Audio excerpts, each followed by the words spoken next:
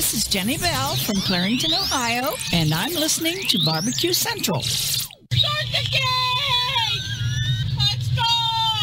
We'll do it live. Okay. Well, do it live! I'll write it and we'll do it live! So to get that perfect barbecue, you use wood. Are you sure it's safe? Whatever. We put the lighter fluid on, strike the match, and... Oh, should we call the fire department? That might be a good idea.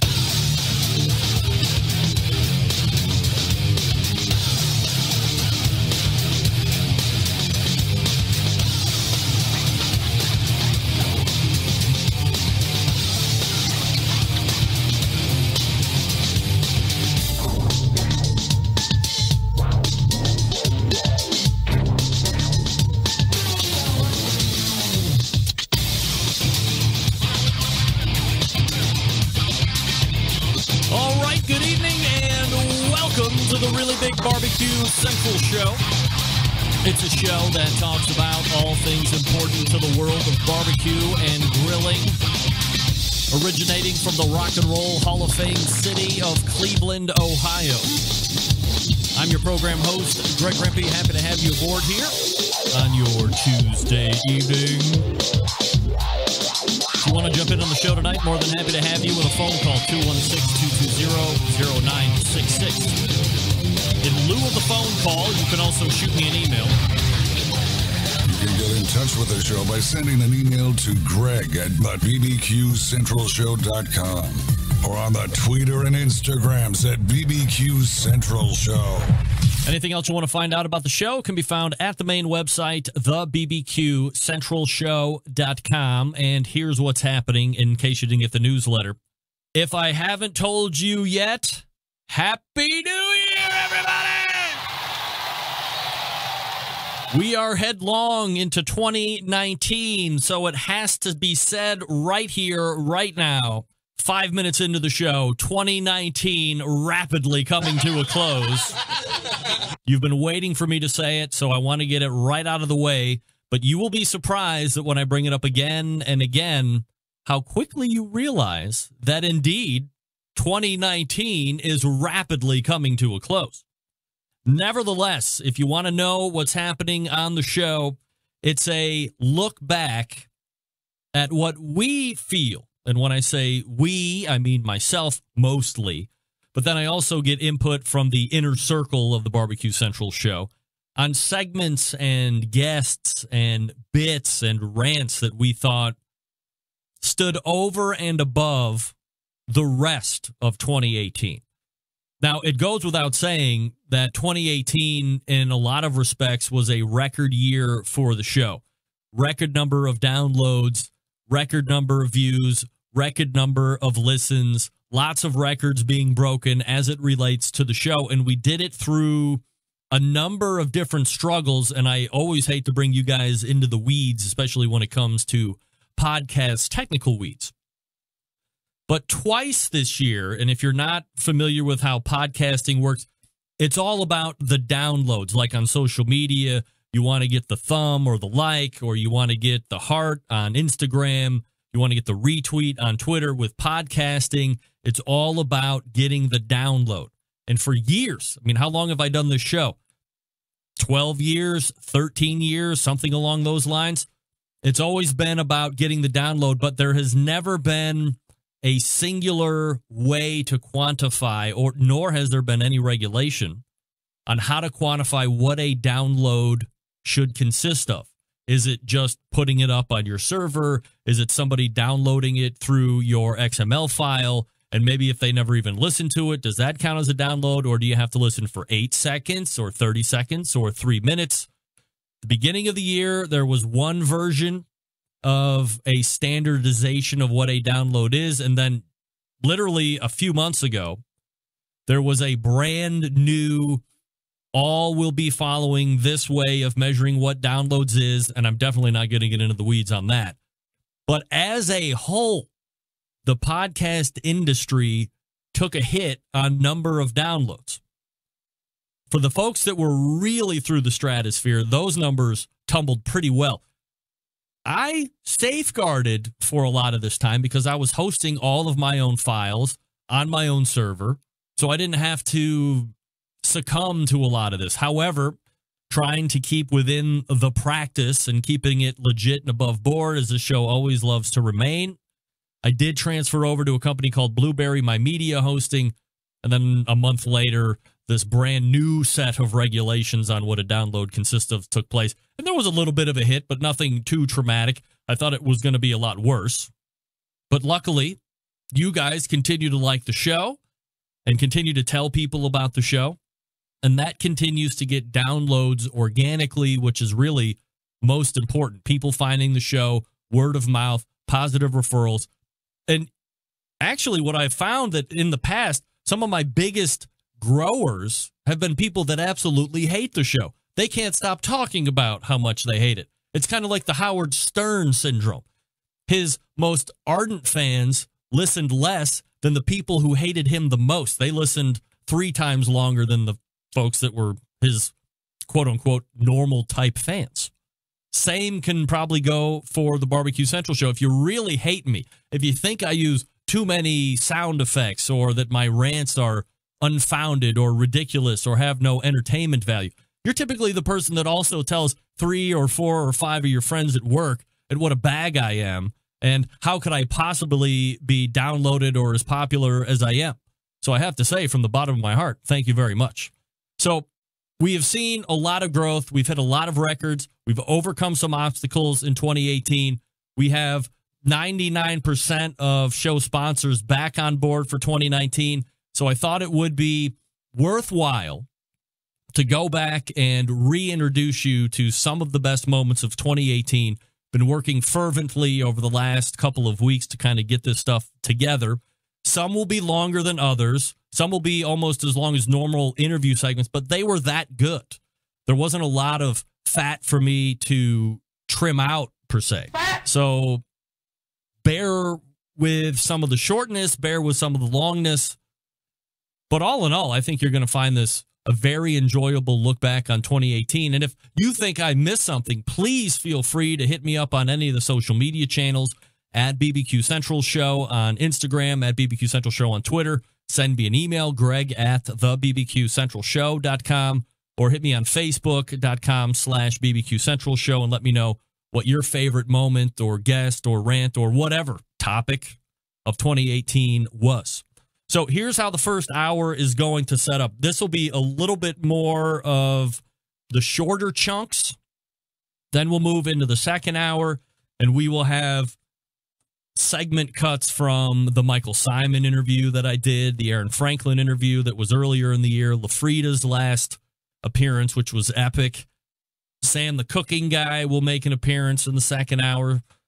We also have Adrian Miller coming up in this next 2-hour stint, Linda Orrison of The Shed.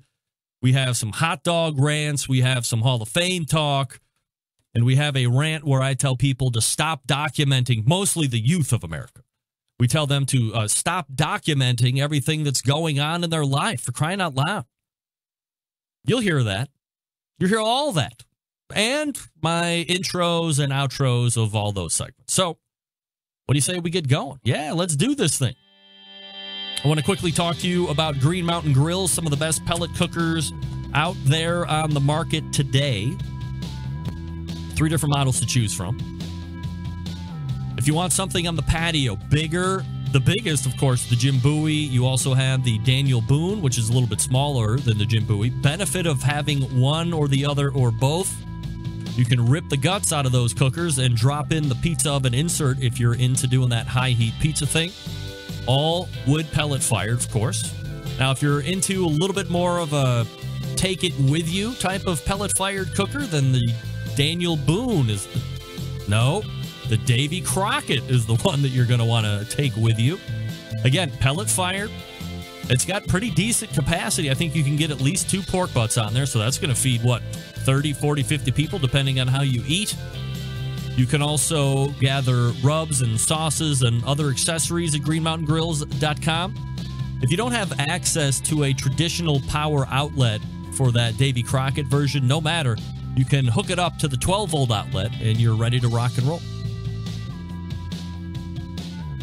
It's really one of the best pellet cooker manufacturers out there on the market today. Reputable, working through that dealer relationship. So if you want to go somewhere and buy a pellet cooker, the dealer that you go to properly trained. So they can make sure they will answer all your questions and make sure that you're confident that when you get it home, you will be able to use it and have success right out of the box. How great is that? Support locally, plus a name that is tops in the industry. Jason Baker and the gang continuing to knock it out of the park. And we hope to have some really big announcements from Jason and the gang first part of this year, trying to line them up as we speak. Once again, the website, greenmountaingrills.com. That's greenmountaingrills.com. They also have a very active Facebook club as well, so look them up on Facebook if you're there. Ask to join, and you can cavort with all the other Green Mountain Grill fans that are there, not only in the country, but across the globe. All right, we start our look back of 2018 right after this. Stick around. We'll be right back. You're listening to the Barbecue Central Show.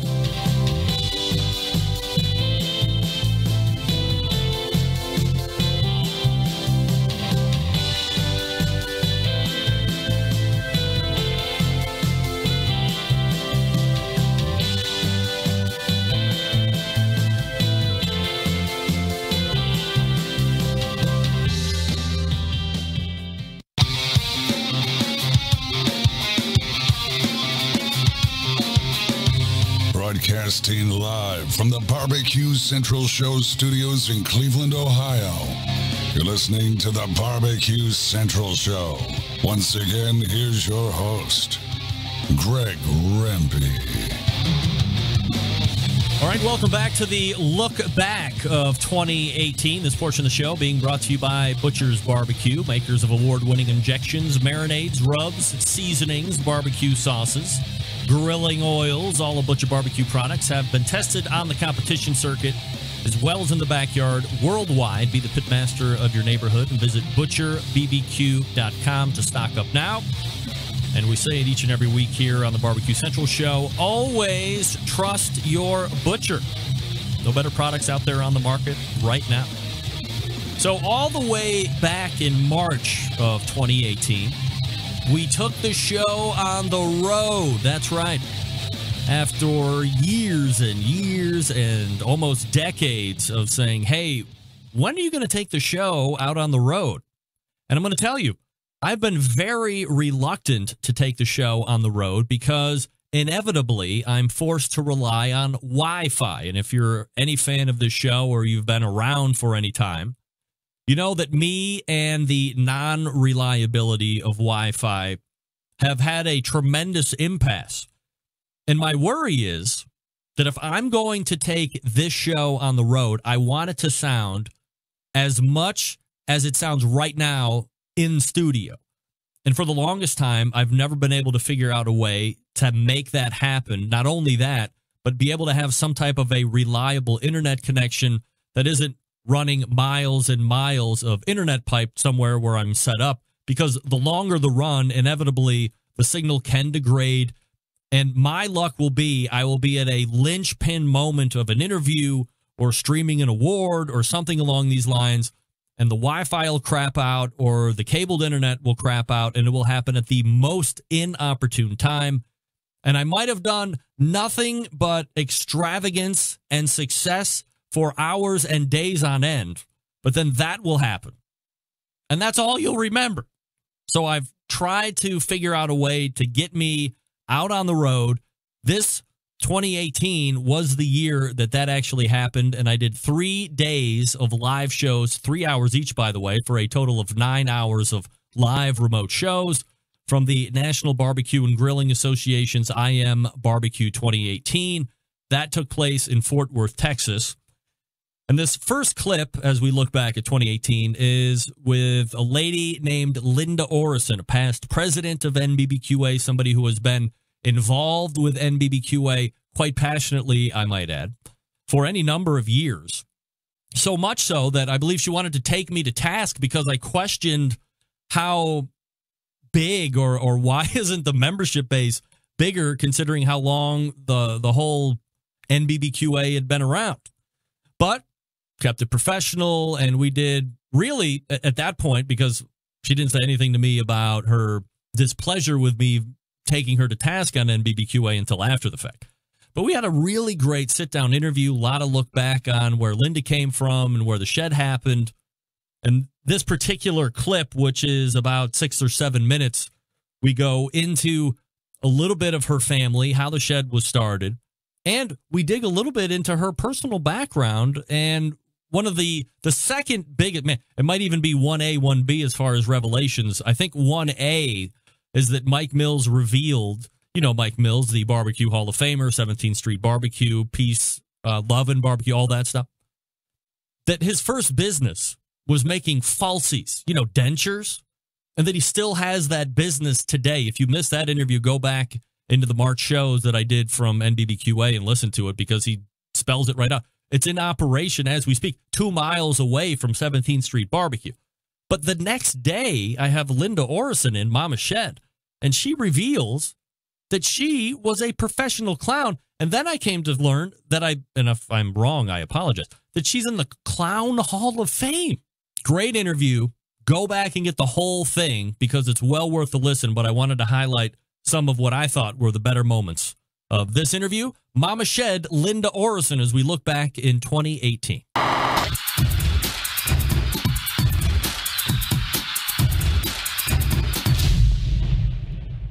When you were growing up, were you coming from a family that loved to cook, that loved to barbecue or anything like that? Or is that just something that you kind of got into, and or the kids pushed you into, or like, how does that generate? Brad wrote me into it. That's how a lot of sentences start, right? Yeah, sure. Brad wrote me into a lot of things he too. Just wrote, yeah, he can do it. Don't even talk to him. Yeah, no doubt. Brad, he graduated from Ole Miss, and I like to kid about this. He majored in women and minored in drinking. And when he graduated, the one thing that he did learn up there was how to write a beautiful business plan.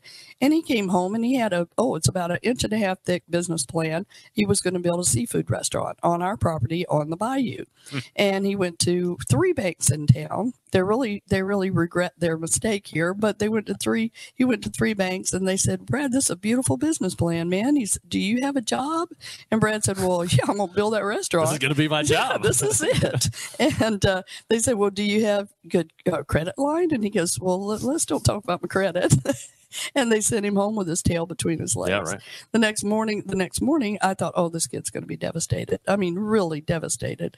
He got up. He was staying with us, of course, temporarily. And he got up and he came in and he goes, Mom, is it okay with you if I just, on your property, just make a little barbecue roadside takeout place? And I said, well, man, that's no problem. I said, but Brad, you don't know how to barbecue. And he goes, that's the least of my worries. Really? And the shed is today. No and way. Brad, not only that, but get this one. You would think somebody getting into the barbecue business that really didn't know what they were doing would go out and research and find the very best smoker you could find. No, Brad went into the dumpsters over at one of our casinos. I swear, this is a true story. I don't make this stuff up. And he had 3 Alto shams that they had called him and said, hey, we just threw these or put them beside the dumpsters to come get them. They still work. And he and his dad turned those Alto shams into smokers. Wow. And so that's what they smoked on. So he didn't know how to barbecue. He didn't know how to smoke meat. He had a jerry-rigged smoker, and away we went. And he had a goal of selling $500 worth of barbecue in a week. And he sold $500 worth of barbecue the first day. So the shed basically starts on the side of a road with him vending. When did he decide that I want to go from being this vendor kid on the side of the road to really getting a place? Oh, well, it grew organically. All right. So it was 360 square feet. And he had talked his little sister into not going back to school for the next semester. She had just entered college, and he roped her into not going back. Right? Roped her into There's a lot of roping going on. Yeah, but see, she's the bean counter. She's the smart one. Yeah. And Brad just, he'll tell you himself, you can't handle money at all, and he'll put it in an envelope, forget it to put it in the bank, and it'll be on the floorboard of his car. So he told Brooke, he said, look, Brooke, he said, if you won't go to school just this one semester, and I'm telling you, by that time you're going to love this shed. He said, I'll give you 1% of the business. Well, within 1 year, she owned 59% and he owns 51%, or 49% and 51%. Does Brooke go back to college? No, never. Never. Wow. Never. Nope. She was making money. Linda, when you look back at Brad and Brooke and the accomplishments that they've had, and as we had mentioned before, I mean, it's certainly a family affair when it comes to the restaurant. Are you most proud of when the fire took place and they're like, hey, we're gonna rebuild and we're gonna do this thing again? Are you most proud of seeing them on television and competing in these television shows and doing very well? Are you most proud of them winning Memphis in May? Like, what are your key moments as you look down on these two and say, hey, these are the things that really stick out about these two? The key moment for me was when they got out of the ditch. They only stayed in the ditch after the fire for about 2 or 3 hours. And they got up and they put one foot in front of each other.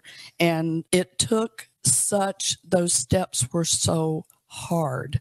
Just think about it. You're walking away from a building that you put your heart and soul in, and you're walking, and the steps are hard to walk down to that bayou. I will never be more proud of the kids. I don't care if the kids make money. I want them to be content. I want them to reach a place of contentment. I'm not sure if they're capable of that because they've always got some harebrained idea. Yeah. Television is a natural for them. Listen to this one.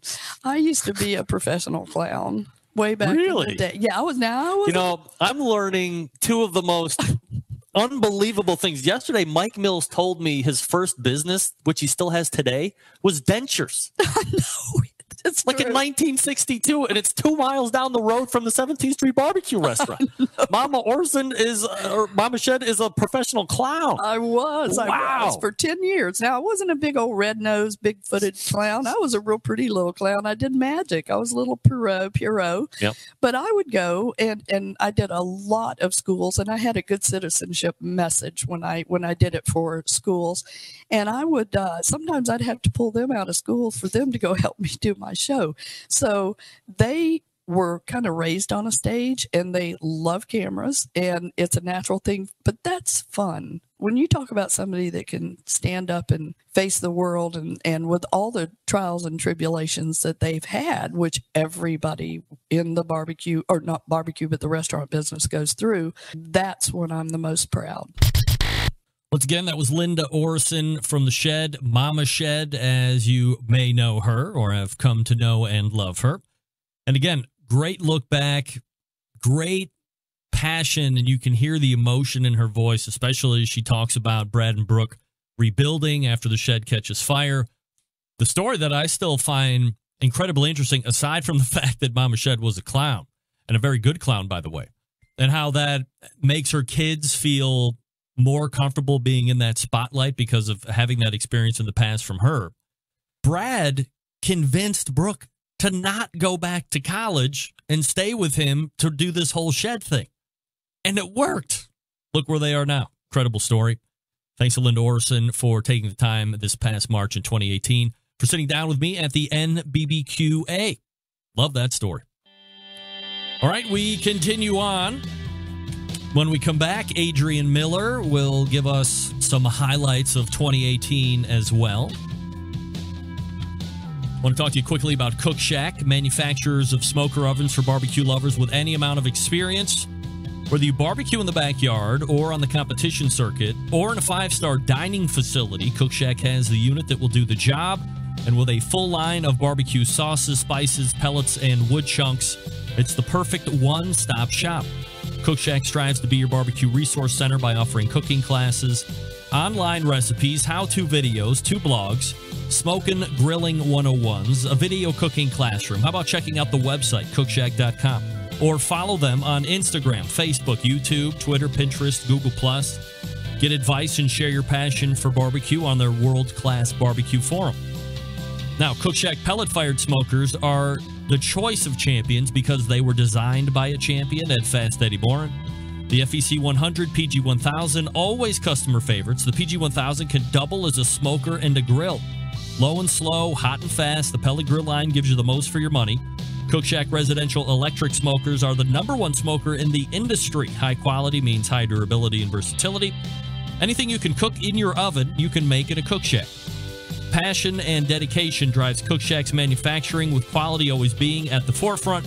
Get the best in barbecue since 1962. Give them a shout. 800-423-0698. That's 800-423-0698, or visit cookshack.com. And in 2019, Cook Shack falls off as a sponsor, but I appreciate the years of support that they have given me. So to Stuart Powell and the gang out there, Ed Morin as well, appreciate you sticking by me all these years. They are going to focus a little bit more on the commercial side of the Cook Shack line. So we appreciate you supporting the show over the last many years, as I said. Again, cookshack.com is the place to go to check them out. Great pellet-fired smokers and the #1 electric smokers in the industry. All right, we come back with more looking back at 2018 right here on the Barbecue Central Show. Stick around.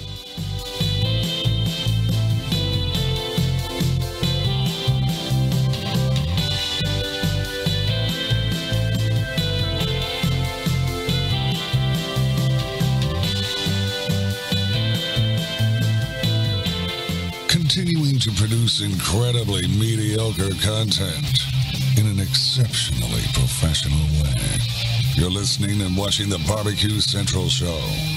Once again, here's your host, Greg Rampey. Pressing forward on 2018 as we take a look back. This portion of the show being brought to you by cookinpellets.com, your #1 source for quality wood pellets.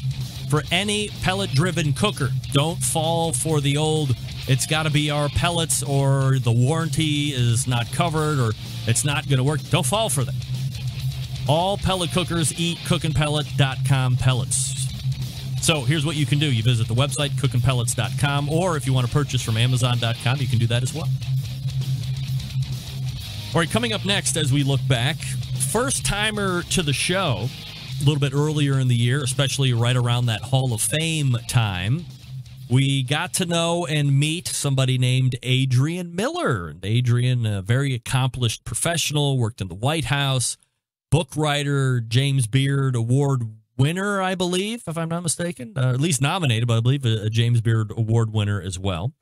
And we talked specifically in his first go-around about not only his background and not only what soul food is, and we will hear a little bit of a recap on that here in just a few minutes, but we went fairly in-depth on a guy that he had nominated, Columbus Hill.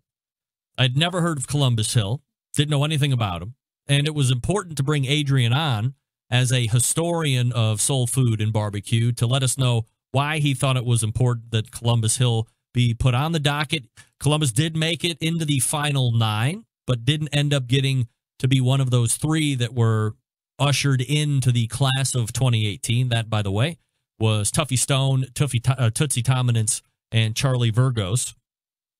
But in this clip, which is about 15 minutes, you'll get a lot of background on maybe why you might see Columbus Hill in years to come. So without any further ado, my first time chat with somebody who I hope to have on quite a bit more in 2019. It is the soul food cook, Adrian Miller. All right, Adrian, so I had contacted you specifically about a article.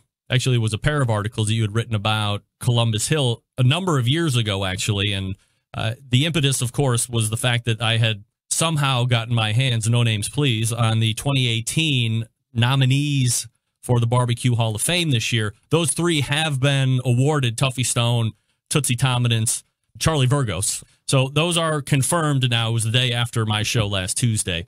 But Columbus Hill was a name that I really hadn't seen. There were a few of those names on that list that I was familiar with just in a cursory sense, so I wanted to spend some time in this segment talking about Columbus Hill and what you found out about him. But before we get into that, could we get a little background on you professionally, and maybe if you're a guy that's into that barbecue and grilling scene as well? Yeah, so I have a sordid background. I actually am a lawyer by training, and then I went into politics. I worked in the Clinton White House on something called the Initiative for One America. It was an outgrowth of Clinton's initiative on race. And the whole idea was if people just got together and talked, we might realize we have a lot more in common than what supposedly divides us. Then I moved back to Colorado and was in politics for another decade or so. And then I got this crazy idea to write a book on the history of soul food, which I did. And to research that, I needed to eat my way through the country. So I went to 150 soul food restaurants in 35 cities and 15 states. Wow. And that book came out in 2013, and I was lucky enough to win the James Beard Award for that book. And then my current job is with the Colorado Council of Churches, which is bringing churches together to do social justice work. And last year, I wrote my second book on African-American presidential chefs. And my next book is going to be on African-American barbecue culture. And along the way, I became a certified barbecue judge with the Kansas City Barbecue Society. So that is a sordid background and a very accomplished background. Let me ask you a question that we could probably veer off and never get back on track by asking this question. But, you know, when I travel the mean streets of downtown Cleveland, few places hang the moniker soul food above the restaurant. Right. So how does one classify soul food? Do you just get totally stereotypical and say it's ribs and chicken, or in greens, or is there more of a rooted diversity in soul food or something specific that makes it soul food? Yeah, so soul food has a lot of overlap with Southern food, which I think is what creates a confusion.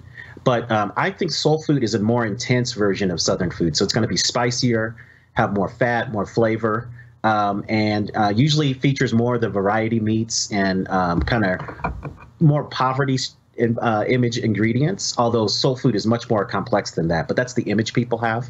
And I argue that soul food is really the celebration of the food that Black migrants took to other parts of the country. And when you think of immigrant food in other cultures, it's usually their celebration food. So the ribs, the fried chicken, the glorious cakes and cobbler, you know, that wasn't everyday food. That was once in a while food. And so soul food is really a hybrid of everyday and once in a while food. But the difference between Southern and soul for me is that soul food tastes better. Personal preference, or are we making a declarative statement? I'm making a personal preference. I don't want to get in too much trouble. Is there a portion of the country, I'm guessing Southern more than Northern, but would you say that real soul food is down in the South area, or not necessarily? Yeah, well, it gets tricky because in the South, they don't really call it soul food. It's usually called Southern food or country cooking or home cooking.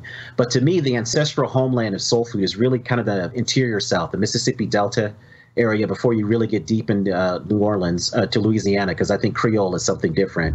But kind of Alabama, Mississippi, Georgia, that food that gets taken to other parts of the country.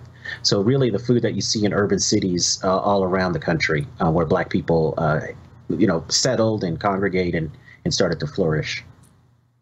Let's talk a little bit about Columbus Hill and the two pieces that I read from you. One was the wildest barbecue that this country has ever seen.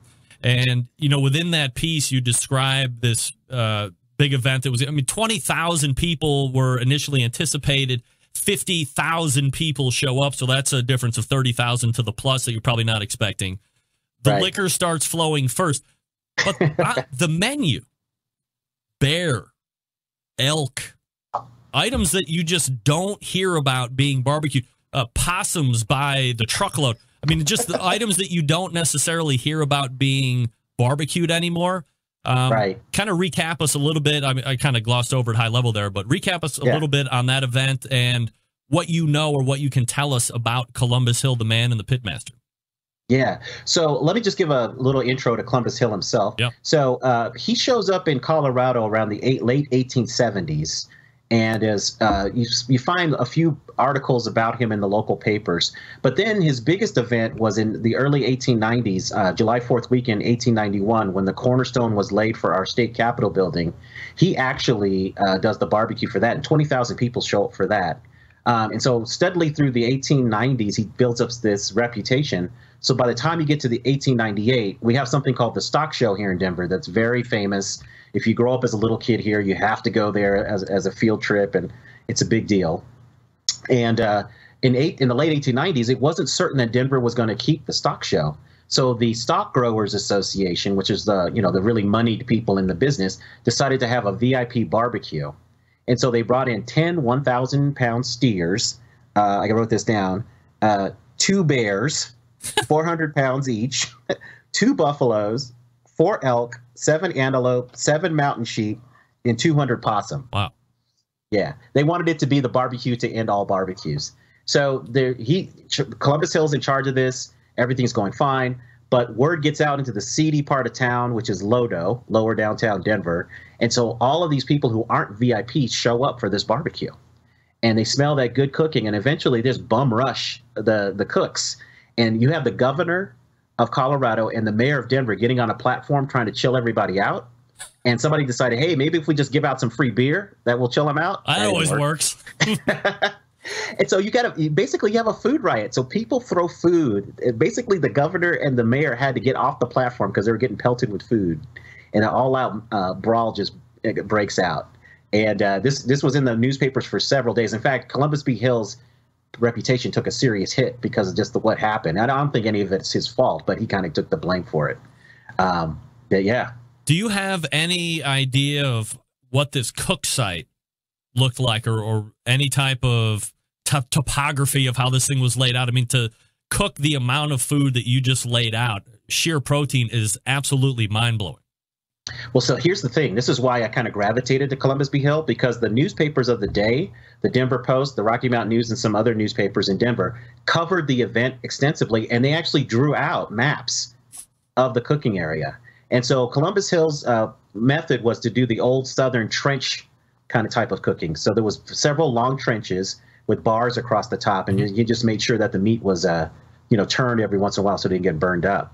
But yeah, and there are pictures of it actually while the cooking's going on. So it's a rare find, because usually these things are described in maybe a paragraph or two and not in any detail. So that's why I love this story and this event.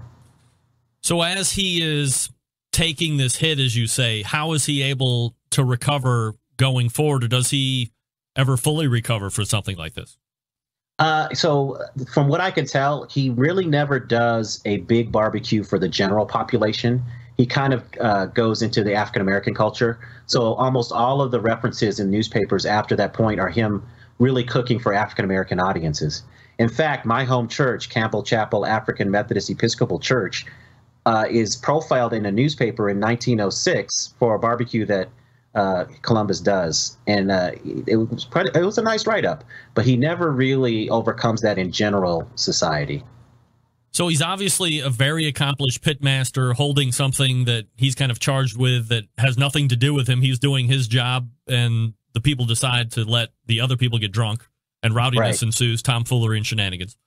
Right, exactly. What kind of a history does Columbus have coming up? He obviously, did he live in Colorado initially? Did he move there and hone his cooking skills there? What kind of an upbringing did he have? Yeah, so that's where it gets tricky, because there's not a lot of documentation of his early life. And one of my quests as I write my book is to really do some more archival research and find that out.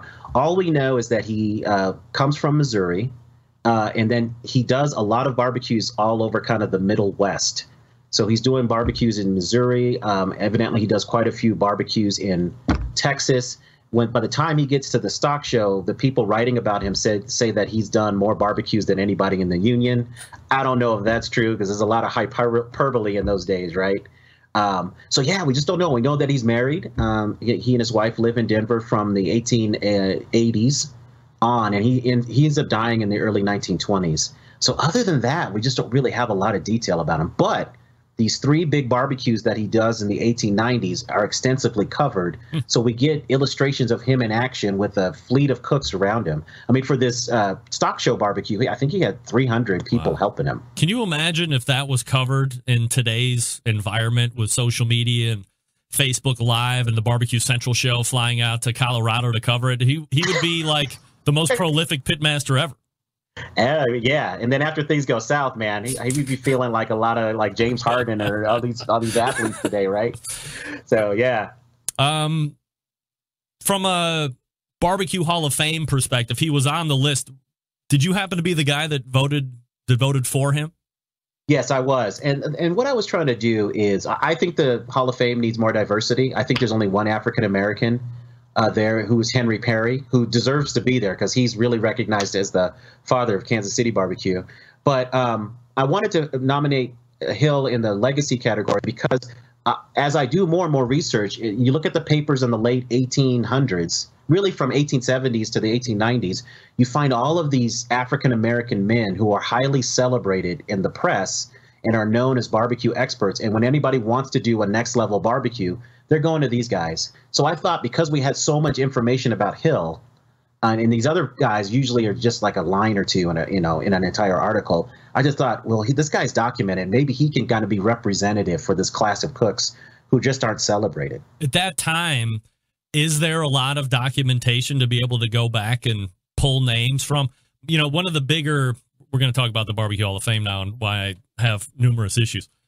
But I thought, when the American Royal bought it from whatever weird online presence was existing before that they should have had a huge base of inductees, hundreds and hundreds. So you build this great base, and then you could start going in and inducting 3 or maybe 5 people over the course of the year. So Columbus Hill could have been put in there, and any number of people just had one big birth of this brand new edition of the Barbecue Hall of Fame. Do you have thoughts on that? Yeah, no, I agree with you. And I think it's going to take some research to identify these folks, because one of my critiques of the Barbecue Hall of Fame is it's not clear to me what it is celebrating, what aspects of barbecue culture. The way it's played out, it seems to be a competitive barbecue Hall of Fame for the most part. I think if they were a little more transparent about their criteria and what they were celebrating, it would help. But to go to your early question, yeah, these once you dig into the old newspapers, these names pop up. Now, again, there's not a lot written about these men, and they're pretty much have all been men to this point that I've found. I think it's going to take some research to go to census data, find out if he had a business, where he lived. That's going to take some time. But the names are there. I mean, I found at least 10 people written about in several articles in the late 1800s. So they're there. They just need to be discovered and celebrated. I shared with you the list of nominees as well. Aside from Columbus Hill, obviously you have the connection there. Were there another 2 people on that list that you thought should get in, or that you would vote in? Yeah, from what you shared with me, I thought Matt Garner should have been selected. And I can't remember if he actually – I know somebody nominated him, but he's recognized as the guy who jumpstarts the barbecue scene in Houston. So much like Henry Perry gets credit for Kansas City, Matt Garner was really the one to get things going in Houston. The other guys and the other woman, Helen Turner, who I remember, great barbecue artists. I guess my sentiment is I don't know if they were ready for the Hall of Fame, because to me, they've had MVP seasons. But to me, a Hall of Fame is a body of work over a long period of time. But Rodney Scott, who just won the James Beard Award as best chef in the Southeast, certainly great barbecue guy. Is he Hall of Fame yet? I'm not so sure. Helen Turner, who's been doing her thing in West Tennessee for a long time, very accomplished barbecuer. Is she on the same level as Tootsie? I guess is that her name? Yeah. The woman. Yeah. I'm not so sure, but very fine people, very good at what they do. But to me, there should be some kind of just threshold for Hall of Fame, to be inducted there. Adrian Miller joining me here on the show. So let's talk about that just for a second, because that's also been one of my bigger sticking points. Is there doesn't seem to be any transparent way to gauge how you get in. You're nominating Columbus Hill. For the last 4 years, I've been making a run at getting me on that nomination list to prove that soliciting names from people is probably a bad idea, because I could wind up on that stage at some point making a ludicrous speech, probably calling out Guy Fieri and saying this is why the Barbecue Hall of Fame is in danger, because he's in and a guy like Columbus Hill isn't. But that's neither here nor there. So if they were approached and they said, hey, Adrian, help us suss out some type of grading criteria, or in sports, there's definitive ways that things you need to hit first before you can be considered. How would you like to see that happen with the Barbecue Hall of Fame? Right. Well, so going with their existing categories right now. So for legacy, I would say you have to have maybe, be in the barbecue game for at least 20 years doing your thing. Like maybe set a time requirement there. For restaurants, I think also a time factor would help. And then also, mainly with the competitive stuff, I think you have to have a certain number of contests in order to make it in. I have my own mixed feelings about competitive barbecue. I don't know if it's a representative slice, but it's a whole thing now.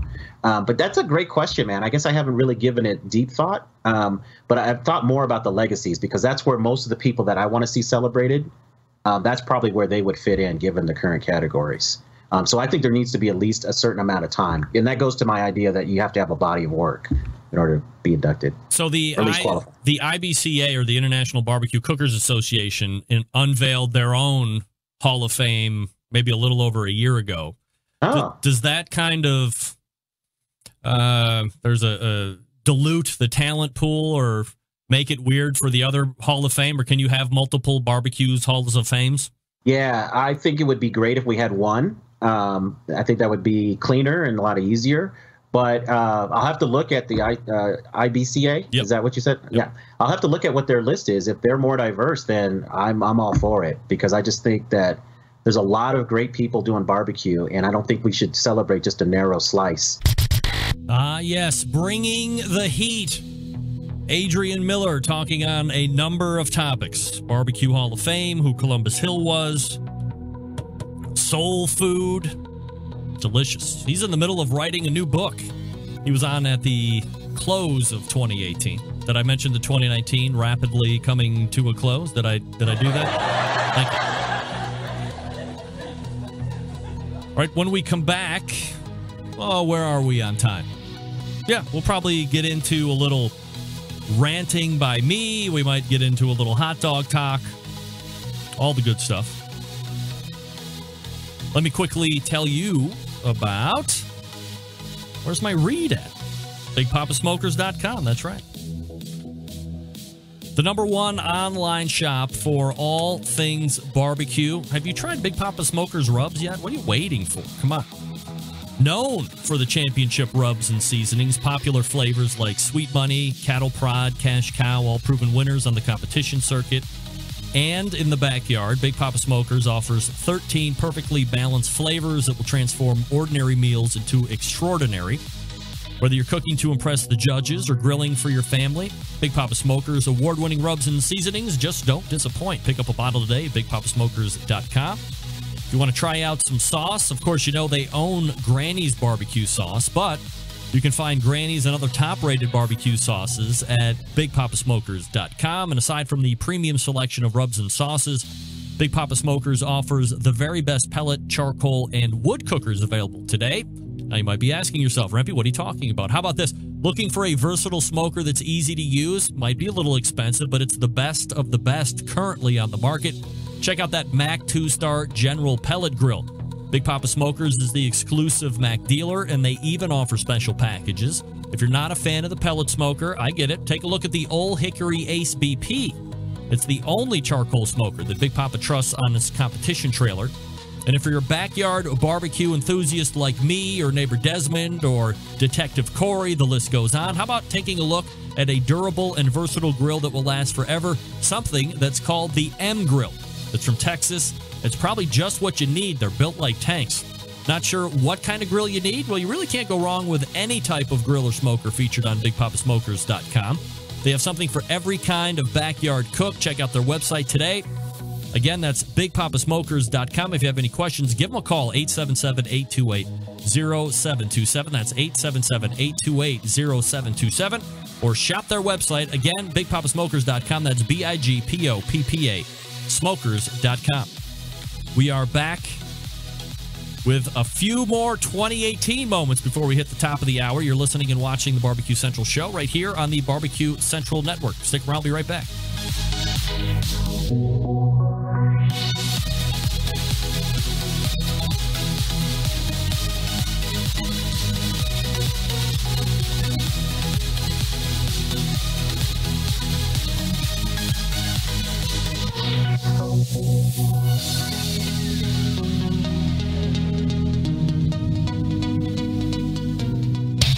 Big name interviews, advice on cooking brisket and ribs, and the only host willing to share his honest opinion on all things important in the world of barbecue. It's the Barbecue Central Show.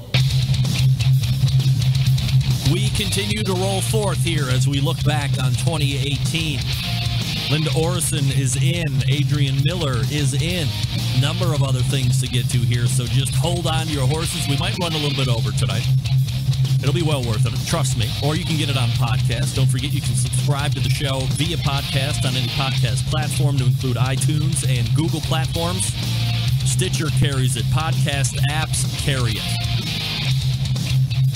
Rate and review me as you listen to your podcast as well. That helps other people find the show. I'm always happy to get your feedback, if you will. Earlier in the year, February saw a lot of great things happen with this show. I had what many consider to be a very powerful parental rant. Not only do I want to sound like I'm 80 years old and say their faces are in their phones, because, I mean, if you're 35 and above, well, I guess I should say if you're 45 and below, it's probably a safe bet that your face is in your phone the majority of the time. It's just the way technology is. You're not making any adjustments to get your face out of your phone. I'm not going to yell at you for that. But for the youth, I had a special mention and a special word of advice on what they might want to consider going forward as far as this documentation is concerned that they're always doing. You might actually hear a call in from my parents as well. So corral your kids and make sure they take heed to this specific warning.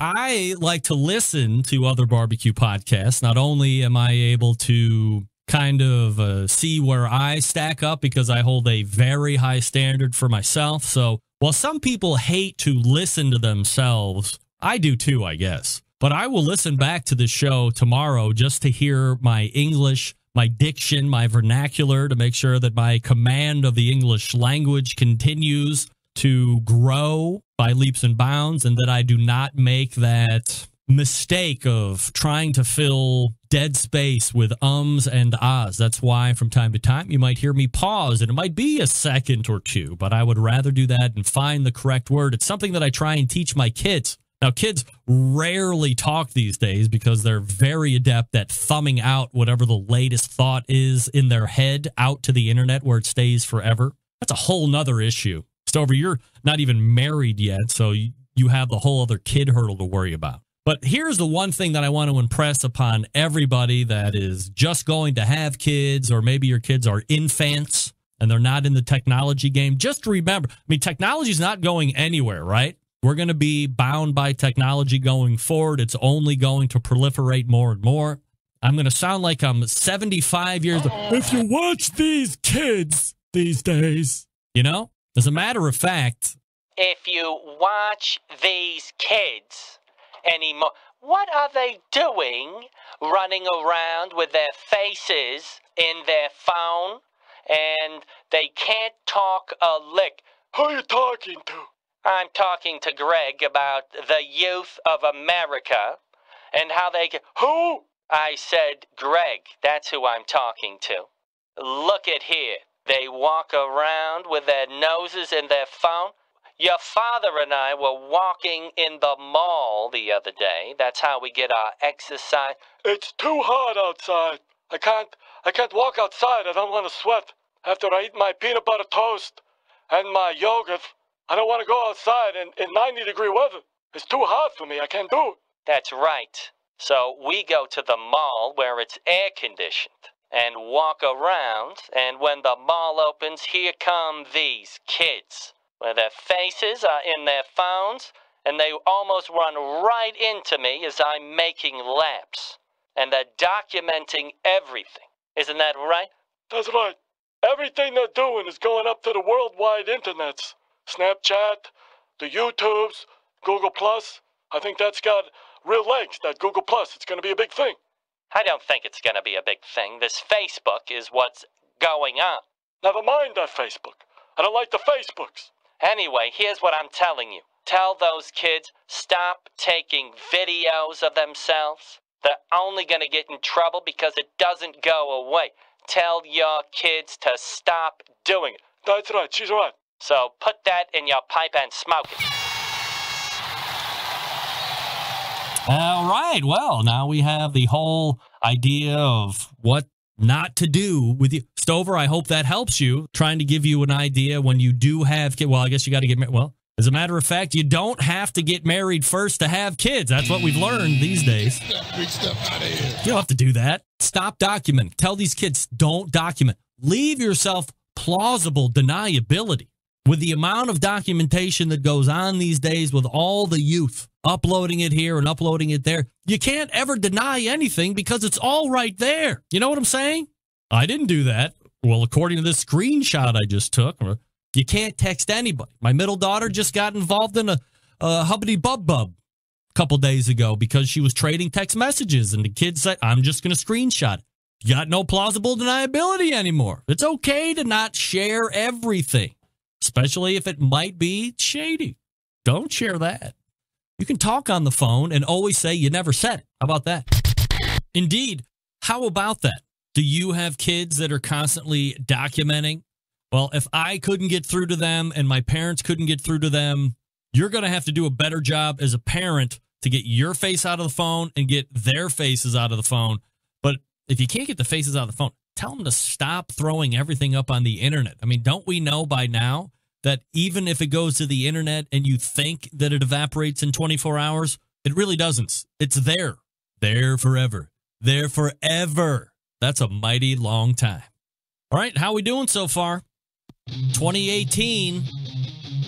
A look back on some of the better segments that happened. Again, no disrespect to anybody who isn't going to hear themselves tonight. That includes my embedded correspondents, although you will hear some of them, of course. Or any other guests that I had, recurring, semi-recurring, one-timers, anything like that.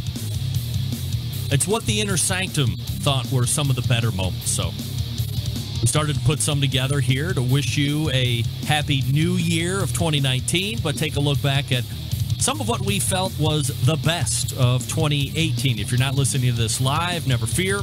First hour will be released on Wednesday, and the second hour will be released on Thursday. Great stuff there, as normal.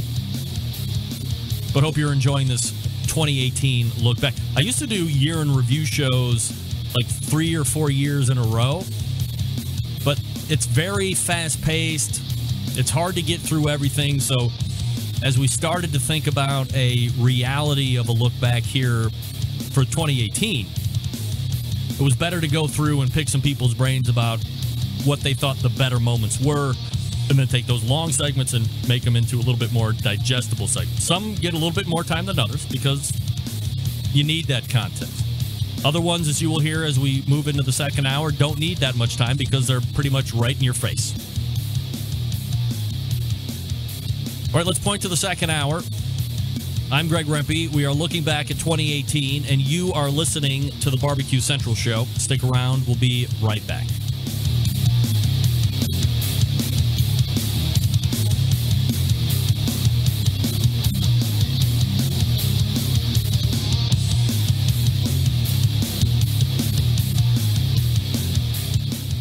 This is Jennifer Palamas from Charlotte, North Carolina, and this is Barbecue Central.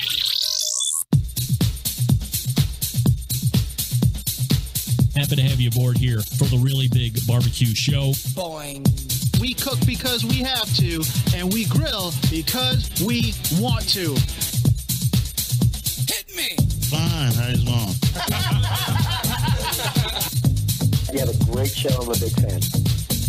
Boing. So what seems to be the problem here? This man looks like he's dead, and he's in the crackle. Charbono! It's all about the charbono, dude! Succulent fish! What?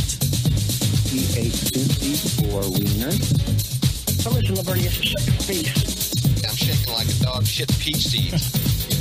We have top men working on it right now. Top men. And just like that, we are into the second hour. Welcome to the Barbecue Central Show. It's a look back on 2018. If you missed the first hour, where the hell were you? Nevertheless, you can get the replay right on podcast starting around midnight tonight and through Wednesday. Is today Wednesday? No. Today's Tuesday. All through Wednesday. Man. Unbelievable. You get so many days off during the week these last 2 weeks. It's hard to figure out which day is which. All day tomorrow, which is Wednesday, you can get the first hour. Second hour is up on Thursday. Best moments of the Barbecue Central Show. in 10 minutes or less will be up on Friday. By the way, if I could give a shout out to executive producer John Solberg for completing 52 shows last week.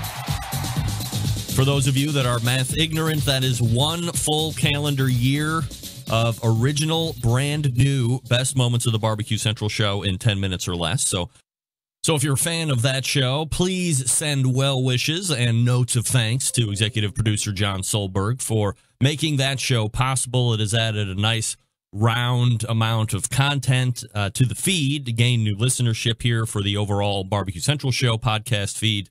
And he's grown quite a little following as far as the best moments are concerned. So it's been a great idea. So it was, great idea on my part, but needed somebody to partner with that was going to be able to have the expertise to make the shows, to go through and listen to the old shows. I mean, that's a task, right? He's got to go through, if he doesn't recall every show by memory, and I would not think that anybody that listens to the show, even the biggest fan, knows every moment and every interview and every best part of the show. He actually goes back through the shows, listens to them, and then decides if that is a potential best moments or we can make some segments out of this or that. It's a lot of time invest, so I appreciate the fact that John goes through this each and every week and has them ready to go. So much so that we had picked up a sponsor, which is Crawford's Barbecue and Pit Spritz. So well done, John. Appreciate you helping me with this task and grown it into quite a raging success. Happy New Year to you, my friend. All right, so let's keep the look back of 2018 going. If you missed the first hour, you missed my rant on the youth of America documenting everything and sending it to the internet. You also missed the conversation that I had in March with Momma Shed, Linda Orrison, talking about how she was a professional clown for 10 years. And we also looked back a little bit on how the family got into the barbecue business. We also looked back on first-timer to the show back in, it was probably March, April timeframe, Adrian Miller, soul food scholar. We did talk about soul food, which we recapped last hour. But we also learned a lot about Barbecue Hall of Fame nominee shortlist maker of the top 9. That was Columbus Hill. Looking to have Adrian back in 2019 a number of times. I think he's a really good talent, really knowledgeable, and bring a lot to the show from a unique perspective, to say the least. So that was your first hour. Coming up in this hour, we will get to Daniel Vaughn talking about the Barbecue Hall of Fame. We'll talk about Stephen Reichland's rant on hot dogs and boiled hot dog eaters. In turn, we will look at Doug Scheiding, Texas Embedded correspondent's take on hot dogs himself. Sam, the cooking guy, will make an appearance. Pat LaFrida, Aaron Franklin, Michael Symon, all set here in the second hour. So let's get right to it. This past July, I was having a conversation with Third Tuesday of the Month guest Stephen Reichland, Barbecue Hall of Famer. We came across the topic of hot dogs, and I had ever so gently fished out the fact that from time to time, on certain occasions, I enjoy a well-placed boiled hot dog. And boy, did the hot dog talk ensue from there, so much so it ran over multiple weeks. You will hear Stephen Reichland talk on boiled hot dogs and where those people should go. And we'll also learn a little bit about Doug Scheiding, Texas Embedded correspondent's hot dog snobbery. Enjoy.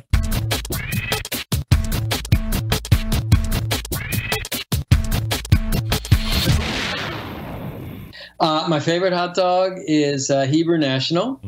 My favorite way to prepare it is either split down the center, butter flight open, direct grilled until it's almost burnt, or a new way I've been doing a lot is called hedgehogging the hot dog. That is when you score it in a crosshatch pattern on all sides. So when you grill it over a hot fire, it sort of bursts open like a hedgehog. The idea behind both methods is you try and expose as much of the meat as possible to the fire, so you caramelize all the animal proteins, melt out a little bit of the fat. It's a fantastic way to cook a hot dog. Stephen, at the risk, that, by the way, in the new book, Project Fire. At the risk of sounding sacrilegious, which I know many times during our conversations I have done unknowingly to you, but I think I might knowingly do this. Would we not want to recommend boiling a hot dog? Because I have to admit, while I never had salmon and I've never done all these great things, I really like a good boiled hot dog.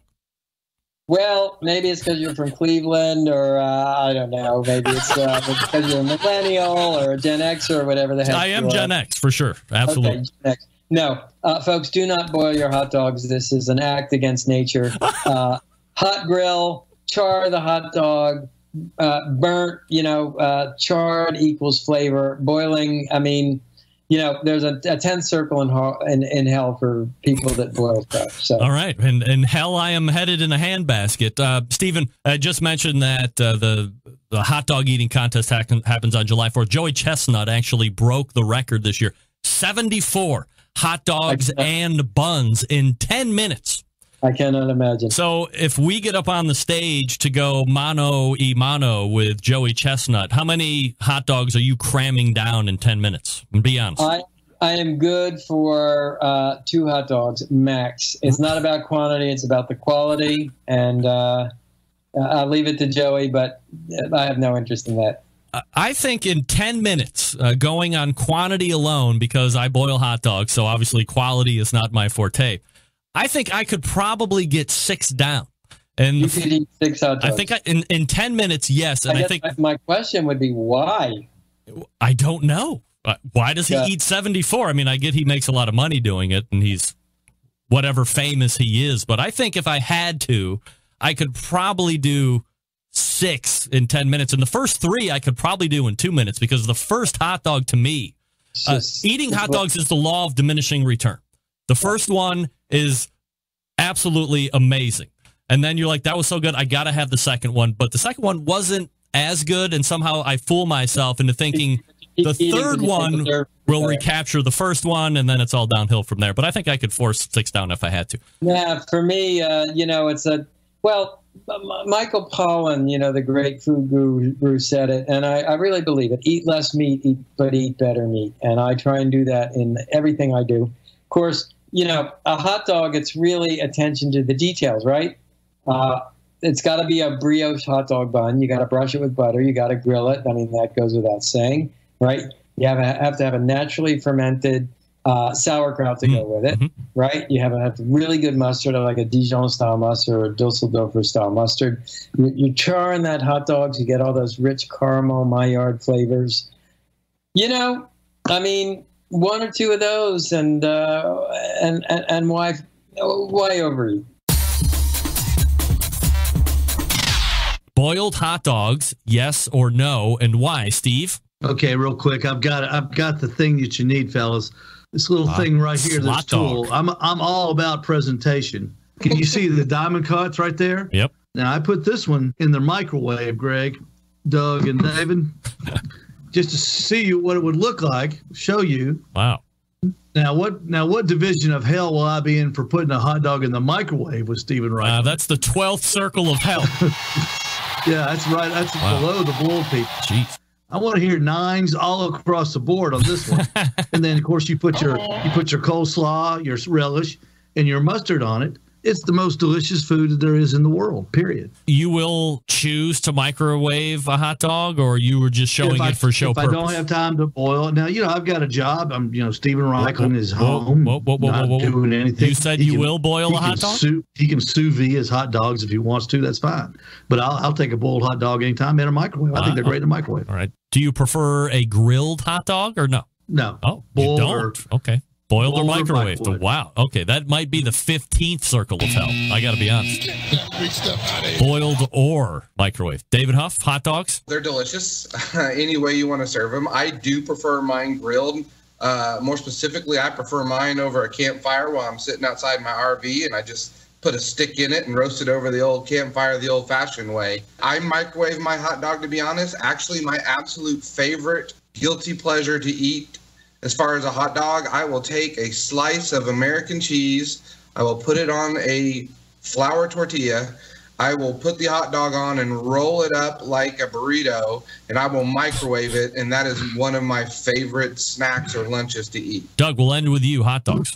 I didn't realize that I am a hot dog. Well, I'm a barbecue snob, but I'm also a hot dog snob. Big surprise. I have not allowed a hot dog on any of my Traeger grills. And no, certainly if I won't grill them, I definitely won't eat a boiled hot dog. It tastes like nothing. So you need all the condiments to have it. The only time to have a hot dog is maybe if you're at a baseball game, you can have a hot dog. And that would be the only reason or situation I could picture having a hot dog. Down here. Let's recap very quickly. I just want to make sure I'm understanding this. You are saying you don't like hot dogs, period. Whoa! 20th revelation upon revelations going on here. They have no taste. They have no taste. You have to be kidding me, Doug. Hot dog? Traeger, remove this man from power immediately. Now, sausage is a different deal. Sausage is king down here. So, I mean, we have what's called kolaches. The real name is klobasanek, which means pig in the blanket. It's Czechoslovakian for pig in the blanket. So that's like a jalapeno sausage with cheese in a yeast kind of a dough bun, and you have to bite into it to really kind of see what it is. Kolache has jam or cheese or something like that. So we have that. I will eat that. So the pig in the blanket, I'm in, because it has jalapeno sausage, not a hot dog. So no Hebrew National, no Nathan's Famous, no Ballpark, nothing like that from a hot dog standpoint. Like, did you have a bad experience as a Ute or something like that? They don't taste like anything. It's mystery meat. It doesn't taste like anything. I mean, you can't sit here, Doug, and tell me honestly that the hot dog doesn't taste like anything. It has a taste to it. It's meat, for crying out loud. It has to have a taste. No.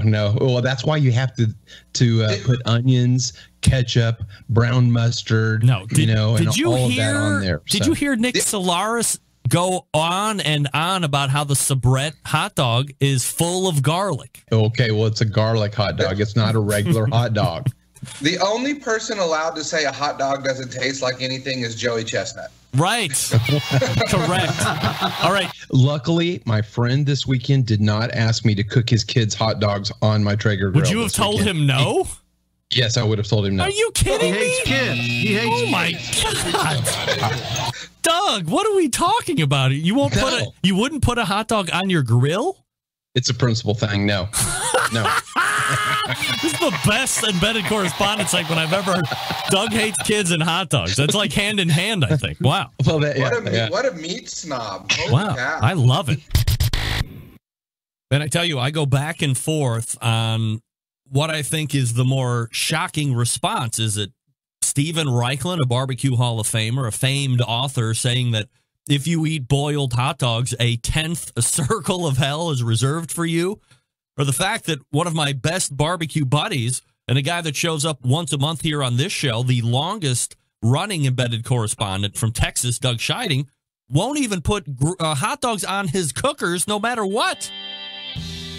As Steve Ray said, Doug hates kids. Wow. Land-breaking stuff in 2018. We get back to more right after I tell you about Traeger grills. Behind every great meal is a great grill, and you will not find a hot dog on Doug's Traeger grill, I can tell you that. But not just any grill, a great grill, and the Timberline is Traeger's most advanced grill yet. It allows you to grill, smoke, bake, roast, braise, and barbecue like a pro, no matter what your level, thanks to the incredible wood-fired taste. Seriously, you don't know flavor till you're cooking with it. Traeger grills use all-natural hardwood pellets as fuel, so you're literally cooking with flavor. From low and slow smoked ribs to a seared steak, even a baked apple pie, Traeger's can handle it all. And the Traeger Timberline makes it even easier thanks to the Wi-Fi capability. You can check on your cooks, kick up the temperatures, and set custom cook cycles anytime, anywhere, all right on your phone through the Traeger app. In fact, if I had a brisket on right now, I could check out all those temperatures, internal and in the pit. You can find one at your local Traeger dealer or check them out online at TraegerGrills.com. If you want to beef up that barbecue game of yours, check out the Traeger shop classes going from coast to coast, bringing barbecue knowledge and amazing wood-fired food everywhere they go, taught by professional pitmasters. You'll take home all the skills you need to reach barbecue glory. Find a shop class near you and sign up today at TraegerGrills.com. Shop Class, that's TraegerGrills.com/Shop Class. We continue more with our look back at 2018. How about we talk a little steak and D-bag with Sam, the cooking guy? Yeah, stick around for that. You're listening to the Barbecue Central Show.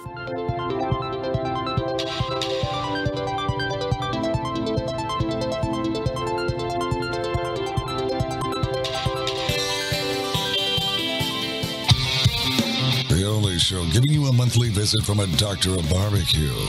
A man actually named Meathead. The author of a barbecue Bible.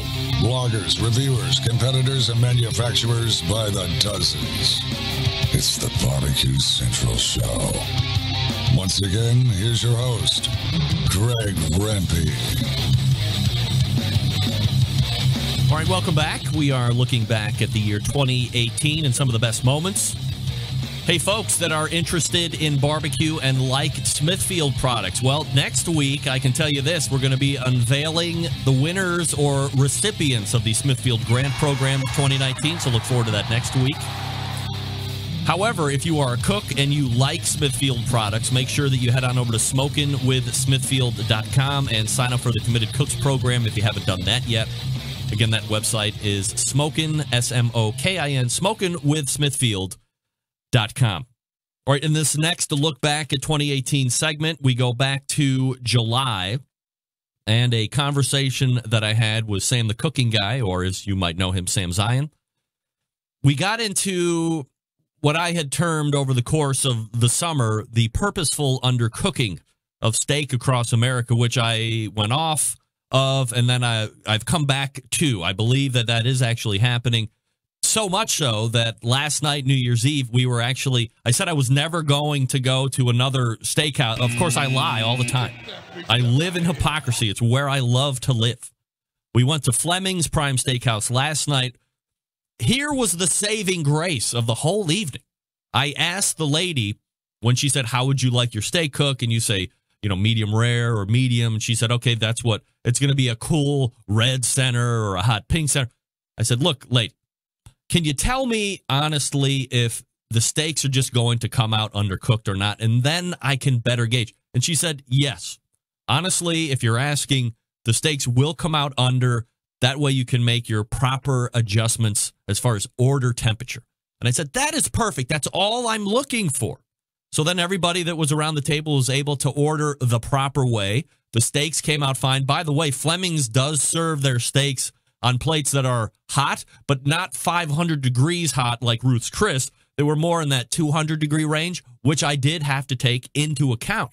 So I actually let the steak rest on the plate for an additional 5 minutes, turning it over every minute to get a little extra cook on it. It was a really great experience. I mean, it wasn't life-changing. It was a good steak, prime steak, really good, but it wasn't life-changing. It's not one of the top 10 steaks I've ever had in my life. But the fact that the server did come to the table in a honest fashion is something that I appreciate more than anything else. However, bringing a Thermapen to the restaurant is something that Sam, the cooking guy, did not agree with.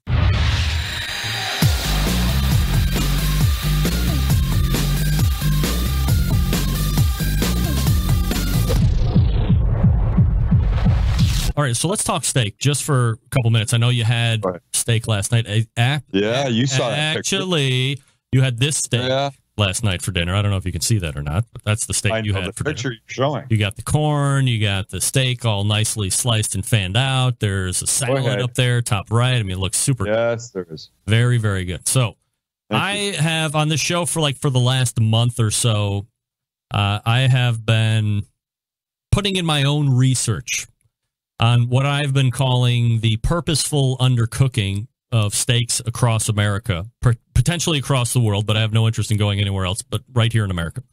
And there's some great steakhouses here. Okay, Howard Stern. Yeah, keep going. But I really don't. So I've found, and I'm not the only one that has thought this. I've actually read a few different articles, I think from Eater or some reputable food online landscape, that has also supported what I've long thought to be the case, that you would go to a restaurant, you'll order, let's say, medium, And inevitably that steak is really going to come out medium rare at best.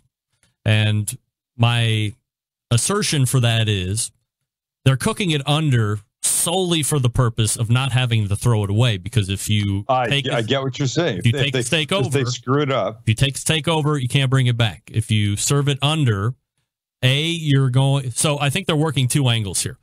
I think they put that steak down undercooked in front of you, and they're hoping that they know there's a percentage of people that are going to cut into it. They're going to see it's underdone and go, I'm not going to say anything. I'm not confrontational. I'm just going to eat it, and I'll be done with it. And they win. Or the second version is going to be somebody's going to cut into it and go, put it back on for another 2-3 minutes and bring it up to temperature. They don't have to throw it away. Take it over, you're done with it. You got to throw it away, and potentially you're cooking a whole different one, or you're crediting back off the bill. So I think restaurants are cooking under, but I wanted to see how much are they undercooking. So I've tasked my embedded correspondents. I got one in Texas, Oklahoma, and Tennessee, plus myself. We've been going around to various levels of steakhouses and ordering steaks. We initially requested 130. Okay?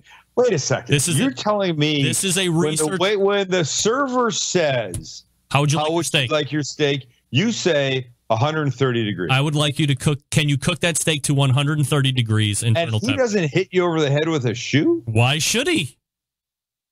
Well, I don't know, because they're in a world of rare, medium, well. Yeah. Fucked up. I mean. Okay, so if they go, no. Never heard of anybody doing that in my life. No, we can't do that. I say, okay, cook it to medium, because we all know, according to Meathead's food chart, medium is 135 degrees. Actually, it might be a little higher. So we've been, so here's what we want. So we say 130 degrees or medium.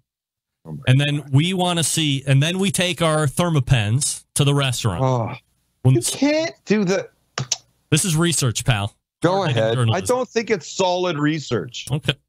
I mean, it's 100% solid research. We're asking for something. Okay. And then we are scientifically checking it. But when the thing comes off the stove or the broiler, however the grill, however that restaurant is cooking, and it rests for a couple minutes. Okay. Are you there stabbing your thermopen? I'm allotting for 5 degrees of carry. If that steak hits my table at 135, you have hit the market. You have hit the mark. I'm allotting for carryover, all that stuff. I'm telling you. I would love to have a private conversation with all of your fans and see how many think you're insane.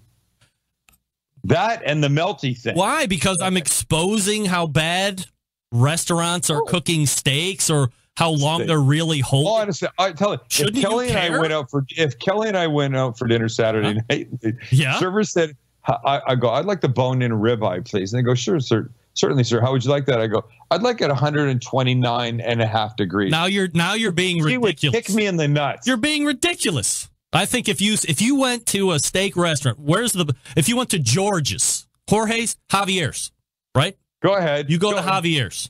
You probably couldn't even get in. Any Mexican-inspired name because this is San Diego. By the way, I happen to know Javier's is like one of the most prolific restaurants in San Diego, and you know I'm right.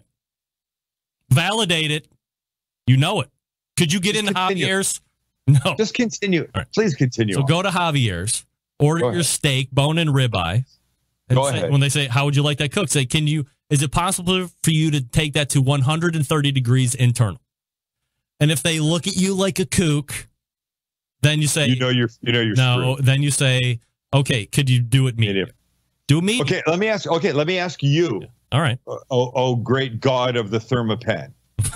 Which, by the way, everybody in your audience should have a thermopen. Well, they got at least one. At least one. It is the way to go. Yeah. Okay, wait. So how many times have you done it? Just answer. How many times have you requested steak at a particular temperature? Just answer that first. I've done it one time so far. I'm going to do it another time over the weekend. And did they say yes, or did they give you the huh?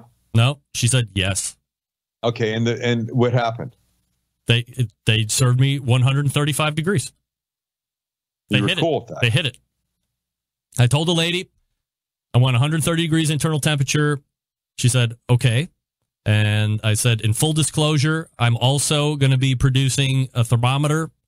I'm going to tempt that thing. I'm doing some research. Oh, see, now look at. What? Oh, now they did extra work on your steak in the back. Why? Because you told them you had a Thermapen. Yeah? Well, now they went back. They went, all right. Why does it have to change? The nerd at table 7 is doing some crazy shit. And now we've got to get your Chef, do you have your Thermapen? Yes. All right. Get it out. Yeah, heaven forbid I pay good money for a steak and you should cook it right. Oh, dear Lord. Heaven forbid, right? Saying. God. Why don't I just chuck $70 out the window?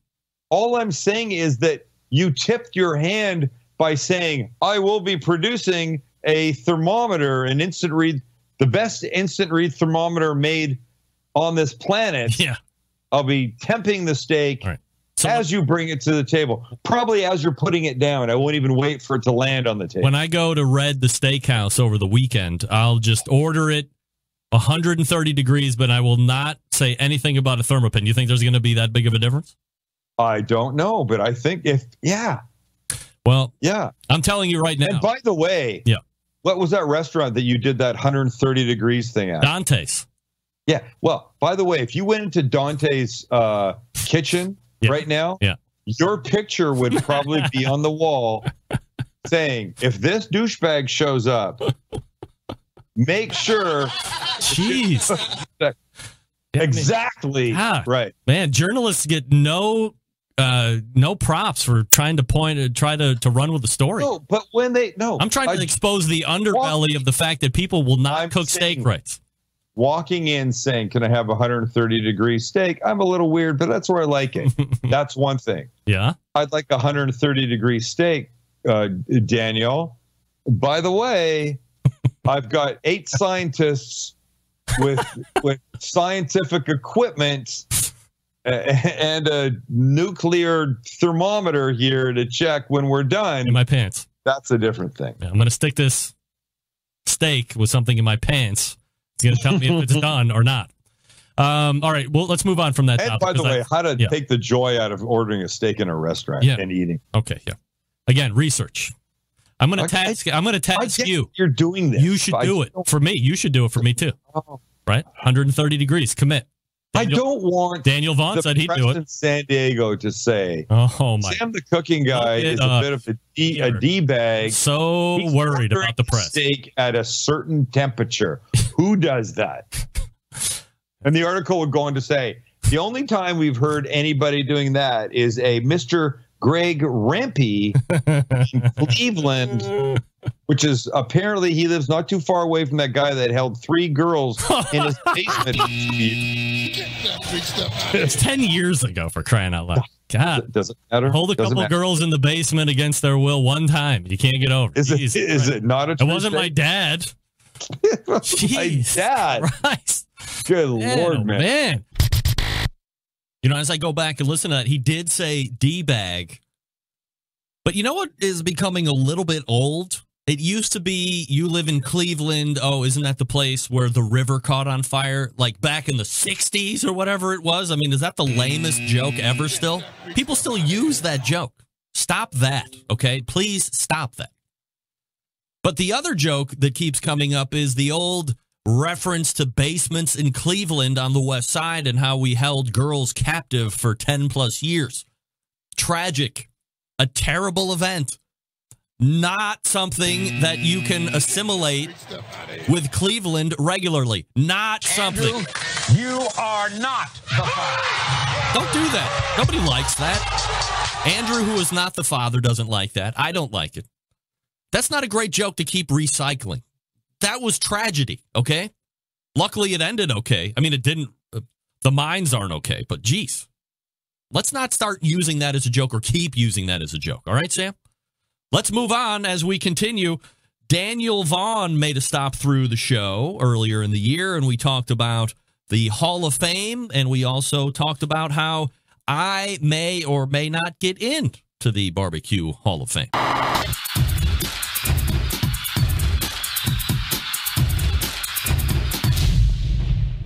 Do you find it at all concerning that only 25 unique names were submitted by the general public for consideration this year? Well, I mean, I think when you're thinking about the biggest of the big, you're just going to have a whole lot of repetition. I was at least heartened to know that there were a whole lot more African-American pitmasters who were on that list for nominations this year. Pretty sad to see that none of them ended up making it into the Hall of Fame. Mm-hmm. I think that's something that we certainly need to look at closer and see if we can't remedy a bit. But no, I guess it's not all that surprising to me.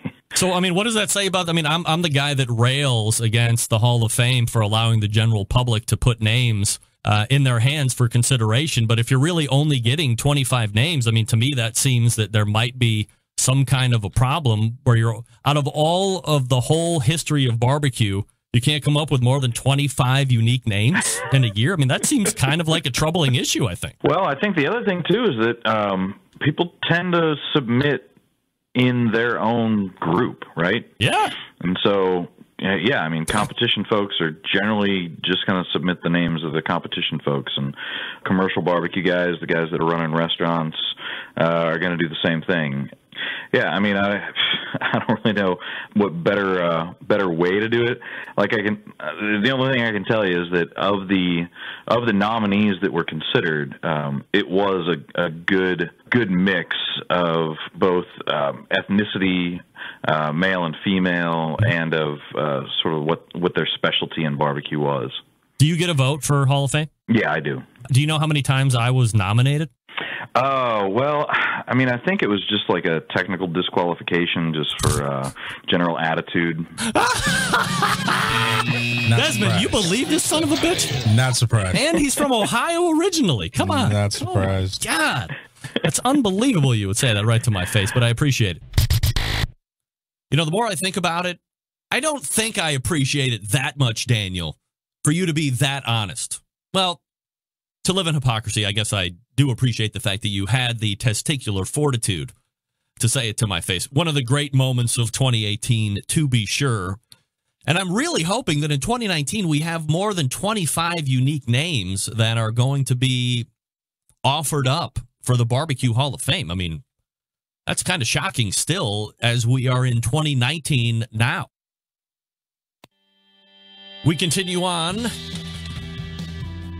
with a look back at 2018. LaFrida, Aaron Franklin, Michael Symon, still yet to come. So stay tuned for that. As I had mentioned, we might go a little bit over this year for the first show.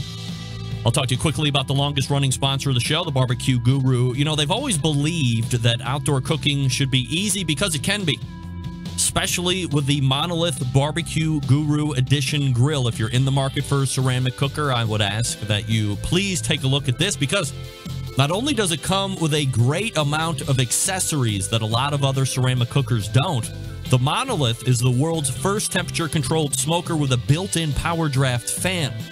That means smarter control, greater freedom with automatic temperature control. Also, if you currently have a Barbecue Guru temperature controller, you don't need a new one in order to operate the Monolith. You can take the controller that you have, hook it to the fan that's built in, and away you go. Easily choose your cooking time, temperature. Let the Monolith do the work of a sous chef or a barbecue pitmaster. With minimal effort, you now have oven-like precision at the grill and can serve the tastiest, juiciest of meals each and every time. Longest running sponsor of the show. Couldn't appreciate that more. bbqguru.com, the website. If you have any questions, you can give them a call, 800-288-GURU. That's 800-288-GURU. We are back with, who should it be? LaFrida, Aaron Franklin, Michael Symon. It's got to be Aaron Franklin. Stick around. We'll be right back. You're listening to the Barbecue Central Show.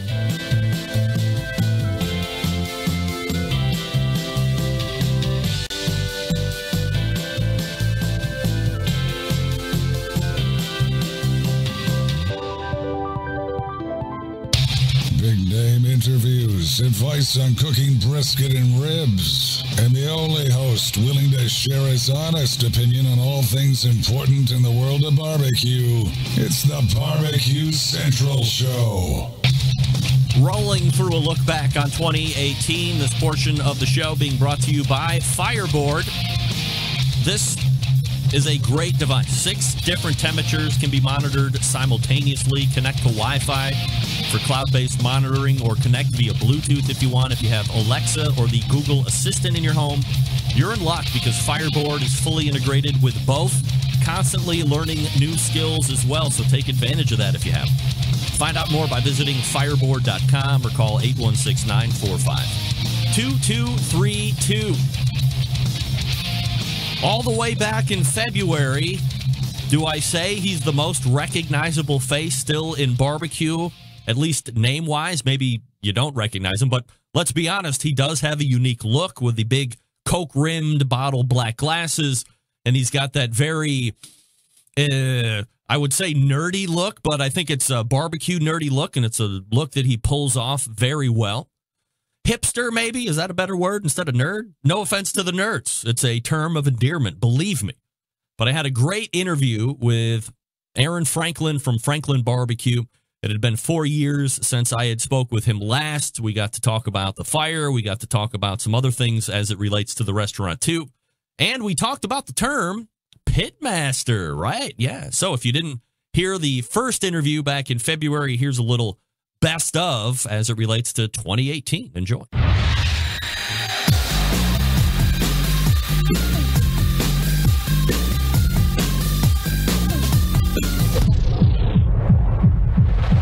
But when we talk about barbecue, this name, I think, has risen to, I'm going to make up a word, synonymity of barbecue. That, of course, is the proprietor of Franklin Barbecue, Aaron Franklin, joining me here on the show. Is that a good word to make up, Aaron, do you think? Yeah, I think it's a great word. I've totally never heard that before. I'm looking it up on thesource.com right now. I believe you will not find it. One of my fans says inevitably in each show there's like 2 or 3 Rempeisms that I really want to use a big word. I'm using kind of the right word, and then I throw some stuff in at the end that really just perverts it in a very bad way. And that's... You know, I think it's great. Yeah, Rempeisms. I've been doing that for years. I've been using Rempeisms forever. A big fan. Thank you. I'm not sure if you recall, Aaron, but it was almost 4 years ago since the last time you were on. It was actually April Fool's Day of 2014, one of the most downloaded shows, by the way, if you're keeping track. And you're not kidding.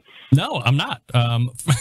Franklin Barbecue had been voted #1 by Barbecue Texas Monthly. A new list revealed last year that you guys had dropped all the way down to #2. Probably life-altering, I'm sure. How are you and the rest of the gang able to gird the loins after you found out that terrible news? You know, it's actually a little bit better being #2 than it is being #1. You know, it's kind of nice not having a target on your back all the time. So we're pretty excited about it. You know, Aaron, let's track back. You know, even 4 years ago, Franklin Barbecue was known as it is today for incredibly great barbecue, but there was this line that one typically had to wait in, and if you fast forward now to 2018, and perhaps incredibly, there is still a line one needs to get through before they are rewarded by the barbecue culinary treats. Would you say that, given the history, you would expect there to be some semblance of a line as long as you keep the store open at this point, or is there just no telling when it might dry up? There's really no telling. I mean, we tried to do like a double dare thing out there. We've tried to shoo people away. We've tried to close on Mondays, but man, they keep showing up. It turns out they really like the food. So I hopefully for the unforeseeable future, people keep showing up. Is it a thing that you think you would get some kind of a heads up on prior to there not being a line? In other words, as you look at business and how it relates to the store, are you planning each day in accordance with what you saw the day before and the day before? Or I guess, or in other words, is past performance indicative of future behavior? Not really. I mean, we really just cook as much food as we can and as much as we're comfortable cooking, which is, you know, under normal circumstances without, you know, had a fire in the smokehouse and all that kind of stuff, is about 120 briskets a day. So that's typically what we go through. If we were to ever suspect that people might start or might stop showing up, that's probably because we would notice maybe the food's not that good, maybe we're not paying attention to it, maybe we're just don't love it anymore. You know, I mean, I think looking at ourselves would be a much better indicator of if people are going to keep showing up or not. Aaron, you said a couple minutes ago that being #2 is better than being #1 from a target standpoint. and I think I asked you 4 years ago, and I'm wondering if it's any different 4 years later. Is there any internal pressure that you guys put on yourselves, or that you're thinking about, or you and Stacy as the owners of the restaurant, that here's this great built-in line and customer base and great word of mouth and all that stuff? Do you ever worry about it going away at all, secretly? Well, no, not really. I mean, the whole reason why people show up is because we try super duper hard. Mm-hmm. You know, we make the best food we possibly can, and we make it consistently the best food we possibly can every day. And I think as long as that part doesn't slip, we should be in the clear. Aaron Franklin joining me here on the show. Aaron, let's take a trip back, if we could, to August 26th of last year, the day of the fire. You field a call. Sounds familiar. Hey, let's go back to the fun times, right? You field a call from your general manager around 5:30 in the morning. I have to imagine as you're driving there, you could only be building up certain scenarios in your head. So once you get on scene, how does it compare or contrast to what you were building up in your mind? Well, I'll start by saying in my head, I'd been kind of expecting, like one day something bad's going to happen. You never know, hopefully not, but you always kind of mentally prepare yourself for these kinds of things. I've said it a bunch, but, if you ran a business that had 688-degree fires and 1,000 square foot of wood-framed pleasure, I think you'd be kidding yourself if you thought you're probably never going to have a fire. So really when I got the call, certainly mentally prepared for it, didn't freak out or anything. Just put my shoes on, took a minute to collect myself, and was like, all right, got in the truck, started driving to the restaurant. But it was a lot bigger and worse than I thought it would be. I kind of suspected, we won't have ribs today. The guy that was cooking put it out with a fire extinguisher. It's just kind of smoky. No big deal. We can clean up. Maybe we'll open a little bit late. We should be fine. We're about a block off of I-35 here in Austin, so when I pulled up to 12th Street, which is a block over from 11th Street where we're actually located, I could see the light kind of shining over the building, and it was the morning that the hurricane was blowing through town. So I could see through the rain and stuff like that. The light was kind of reflecting off the rain and stuff. That was kind of my moment. It's like, ooh, that's a whole lot worse than I thought it was going to be. But really, all in all, super no big deal. I think the fact that we weren't prepared to face such a thing has really been pretty helpful. We've got great insurance. We'd saved up plenty of money and had a good game plan right off the bat to get working on it. So nobody got hurt. No harm, no foul. Aaron, when you talk about being in a position of, as you said, 700-degree fires in a wood frame, kind of small, confined area, and I read somewhere in an article people were asking about safeguards, if you will, and sprinkler systems, and you had astutely said, well, they're going to go off like 2-3 times a week. Just kind of figure it out for yourselves. Are there any safeguards that you can put in place when you're dealing in this kind of a business model, or is it just, as you said, wait for the inevitable? You could construct it out of non-combustible materials for sure, like steel. That would be handy. For sure. But, we have like fire breaks on the walls. We have 1-hour firewalls on 2 sides of the smokehouse. We've got steel, that kind of like coves up from the wall, that curves up, from the floor to the wall and stuff like that. So, yeah, they're definitely safeguards. The one thing that I didn't calculate for the smokehouse was the wind. It doesn't really get very windy here in Austin, so when we were faced with a hurricane, I hadn't really built any kind of like storm shutters or any way to like close off the smokehouse to the wind. So that was really what the problem was. Aaron, to me, you seem like a pretty progressive guy. Well, maybe freewheeling to a certain degree. Was there ever a Franklin? Yeah, there you go. Was there ever a conversation between you and Stacy saying, hey, we've had this fire, we've seen a great amount of success over the course of, what really started out as just being a trailer barbecue operation growing into what it is. Let's take this time and reconsider, do we want to do something else completely? Do we want to get away from barbecue and open up a ramen noodle shop or start woodworking or whatever? Did you ever consider dropping it at that point? No, not an option at all. Too many people love eating there. Too many people work there that rely on that. We have such an extended family. And, we're not just like restaurant people that get picked like a barbecue place. Like, people seem to like this stuff. Let's open up a barbecue joint. We opened up a barbecue joint because I generally love cooking barbecue. And so really, I don't know what else I would do at this point. It would not be cool to not reopen. So it was kind of a no-brainer. Do you ever see a point of getting out of the restaurant business? No, not really. I'm sure one day I mean, this business is exhausting, especially barbecue, especially people showing up to work at midnight, work until noon the next day. And, you know, it never stops. We cook 6.5 days a week, 24 hours a day. So yeah, I'm sure eventually we'll get tired.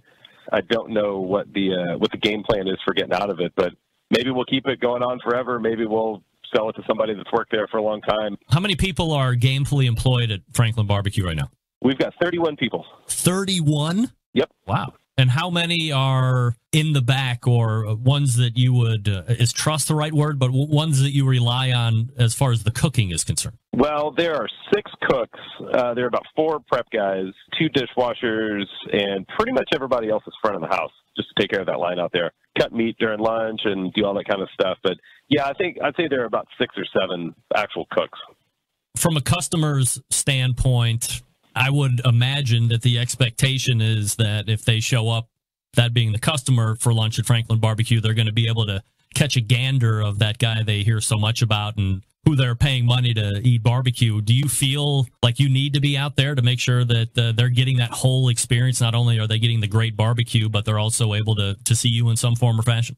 Yeah, that's a really good question. I don't think anyone's ever asked that before. I do feel obligated to be there during lunches. I mean, Sunday is really about the only day that I really try hard to not be there, just so I can spend time with the family. We have a 4-year-old, which last time I was on your show, we were just about to have that 4-year-old. Yeah, so, congratulations. Yeah, a lot of stuff's changed in the last 4 years. You know, we're keeping her alive, so she's doing pretty good. I try to be there every day during lunch. Sometimes I'll cut out a little early, go run some errands.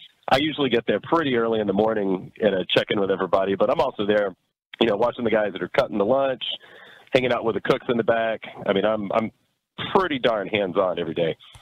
How important is it from a job hiring perspective for that person to maybe not say they have aspirations of opening up their own barbecue place if they're interviewing with you? You know, really what it comes down to, I think, in that aspect is if somebody is good enough to work at our place, they're probably wanting to open up their own place.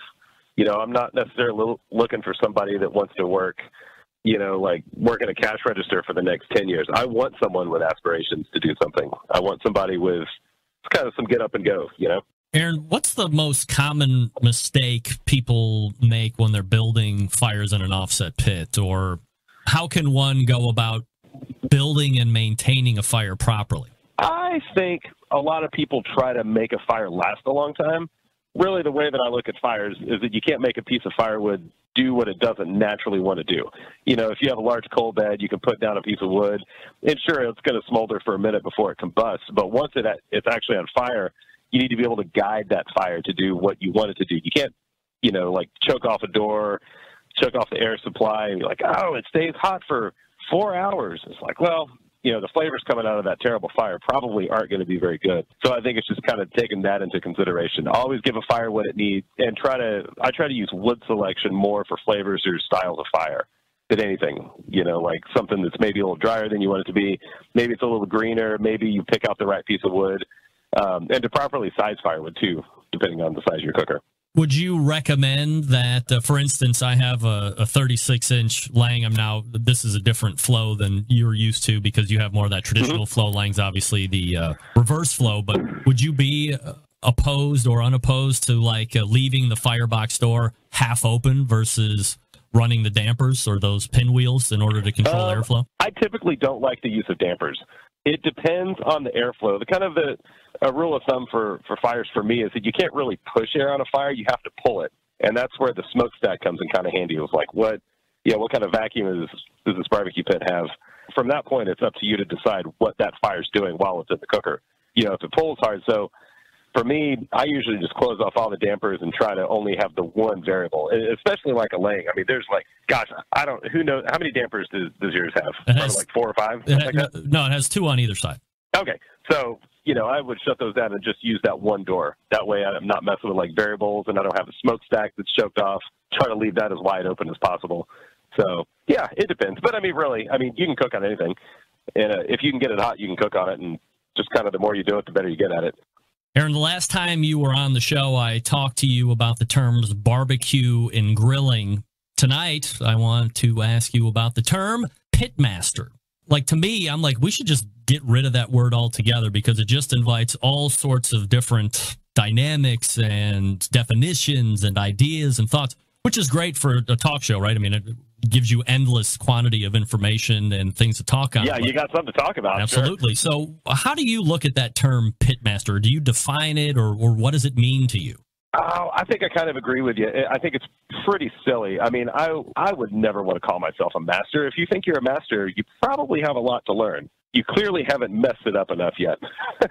I think, yeah, I don't know. I just feel kind of funny about pitmaster. I don't let anyone in our restaurant say that, like I would never call myself a pitmaster. I think you're just kind of setting yourself up for failure. Do you feel comfortable if I said that you are kind of the face of barbecue and have been over the last half decade or so, at least? That might freak me out just a little bit. Really? I mean, like, as I was just saying, I mean, you seem so genuine and so nice, and that you want to kind of go out of your way to help in any way possible, and then still be on top of the game. I have to believe that if I say Aaron Franklin and you know anything about barbecue, everybody knows you, and yet you still seem to be one of the most down-to-earth guys. And there is a lot of ego in barbecue, as I'm sure you're well aware of these days, especially over the last handful of years. So I guess it's, to me, just kind of confessing that it's nice to be around somebody that has not only seen the level of success that you have, but is still kind of a regular dude. Well, thanks. I certainly just go to work like everybody else does. My work is a little bit different maybe than some people, but you can only be who you are. I'm not trying to do anything special here, just kind of doing what makes us happy. I'm still a little bit surprised that in all the interviews he's ever done, especially recently, given the fire and all that stuff, and the rebuild and the phoenix rising from the proverbial barbecue ashes, that nobody has ever asked him that if you stand in line, or does he feel a pressure to be there because people are waiting in line and people probably do expect or hope that they catch a glimpse of him. Can't believe nobody's asked that before. That was February of 2018. As I had mentioned, lots of great things happening this past February. We move to November. November was a really good month for the show as well. We'll actually end the show on 2 November segments. The first up is Pat LaFrida. He was on a total of 3 times, all within maybe a quarter span, maybe less than that.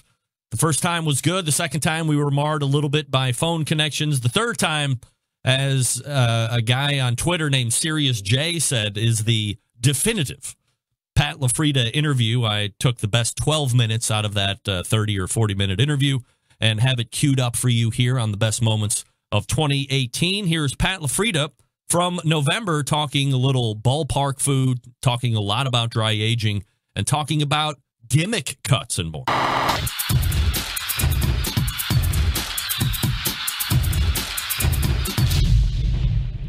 Yo, Greg. We did it this time, Pat. Victory! We're here.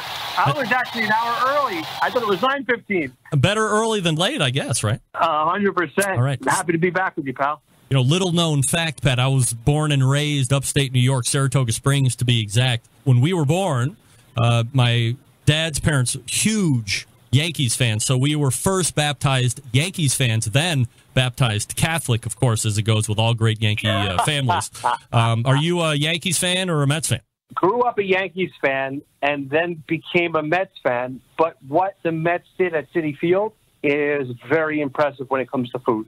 So to be able to get, I think it's the first ballpark to get food the way it should be gotten. When you spend that much money and time and effort to get to a game, the idea that you can get fresh sushi or a high-end steak in a steakhouse at the ballpark instead of a dirty water dog or a stale pretzel is something that the Mets or Citi Field really understood and got. Now I see, even in a bad season, you'll have millennials go there just for the food scene. It's really amazing. Can you point your finger to where you thought that transition took place? Because I did see that similarly here at Progressive Field, where, and I grew up watching the Indians when we moved out of New York here in, 7th grade or whatever, in the old Cleveland Stadium. That thing was a hole, and who knows what the hell was leaking on top of you sitting underneath the overhang. Yeah. But it was exactly what you said, the dirty water dog. Of course, here in Cleveland, it was Burtman's Ballpark Mustard, which is that gray mustard that a lot of people that aren't from here don't really realize or understand why we eat it. I have seen through stadium renovations that, let's bring in the craft beer scene, let's bring in a higher end food scene. Can you put a finger on when you saw that change take place? I first saw it when Citi Field was built, 8 years now, I believe. So the Wilpon family that owned a majority stake in the Mets are also foodies. I remember my first meetings with them about supplying the ballpark with meat, and they had a passion for food in a large format arena where normally there's no stress put on the food. It's usually overpriced, terrible food. Yep. And the idea, so that's where I first saw it, and I see it starting to spread. When you go to some of those higher end meat purveyor websites, some of them are shipping you stuff that is rock solid frozen, and they want you to thaw it out here for a couple days. When I got your shipment, please correct me if I'm ignorant here, but am I close enough to where you ship me the meat because I'm in Cleveland, and from New Jersey, New York City, I'm not that far away, so it can come refrigerated, or whether I'm getting it in Cleveland or whether you're shipping all the way out to the West Coast, I'm going to get it the same way no matter what? You're going to get it the same way no matter what. We only send and ship meat fresh overnight. So next day delivery in gel packs, and we cut the meat fresh when it's ordered. We don't ever send or sell anything that's frozen. So it's not a terrible thing to freeze meat. We need to preserve it somehow. Sure. The general public does, I should say. But it definitely loses its essence, and it loses a lot of flavor in that defrost mode. So when you buy meat and it comes to you shipped and it's rock solid frozen, like you said, that's usually at minus 10 degrees with dry ice on it. And that business model works for certain online meat sales, but it doesn't work for the LaFrida family. So we would never sell that product. And that product is purchased and processed, meaning it's portioned and vacuum packaged and put back into the freezer all throughout the year when the markets are the lowest, so that they have a stagnant price. They could really price fix in on an item. For us, we would rather buy meat at market value from small farms around the country, cut it fresh, and ship it out fresh. I don't know of any other online service that does that, but it's something that we pride ourselves on. Pat, let's take a look at your sales and what the most popular cuts or cut of meat that you're currently selling, and does it differ between what the restaurants are ordering from you and what the consumers are ordering from you? I would say it's very close. The consumers and the restaurants are really ordering the same cuts. And that's what's great about the American beef industry, is that it's the most efficient and greatest example of capitalism that I could ever imagine. Whereas in my father's generation or my grandfather's generation, if they wanted to sell 2 strip steaks, they needed to sell 2 ribeyes and 2 chucks and 2 inside rounds. The industry is not run that way anymore. I'm able to buy the parts that I need, and depending on the demand around the country and internationally for those different parts, that will determine the price structure of what each cut costs. And that's how the market changes. Unfortunately, for barbecuers and brisket, our chopped beef blend, which has a lot of brisket in it, has really increased the price, as you've seen over the last 10 years. Sure. Brisket was traditionally very inexpensive, and because of the amount that we use, I think we're the largest brisket user in the country. Just because of that, it's changed the whole landscape of the pricing structure of beef. So are the most popular cuts the ribeyes or the rib steak type stuff? Yes. To get back to your question, the most popular steaks that restaurants will buy, and they'll buy these cuts because their consumers are comfortable ordering these cuts. So you have to imagine chefs are putting out cuts of beef or any type of meat that their consumers are going to order, are basically the middle meats. So the ribeyes, the New York strips. If it's a bone-in ribeye, the really long bone would be the tomahawk. If it's a shorter bone and it's French, it's a cowboy steak. For New York strips, I prefer it bone-in, and that's most commonly ordered bone-in or boneless for the New York strips. Then you have your economy cuts, which I see more and more restaurants ordering and consumers ordering. I think the most common of those would be the butcher steak, which is a hanger steak, and flat irons. It's a great steak that tastes more like a New York strip than any other cut in the animal. In a blind taste test, it's nearly impossible to tell the difference between the two. But in your wallet, it's about 1/4 of the price of a New York strip. The tomahawk steak, by the way, you sent me two, and the first one that I had was absolutely delicious. But to be a complete shithead, let me talk to you about this tomahawk steak. So it's a ribeye, right? I mean, it looks like a ribeye. It feels like a ribeye. The bone's in there, all along that one side, just like it should be. Except here's this whole bone that sticks out. I can't eat that bone. It weighs something.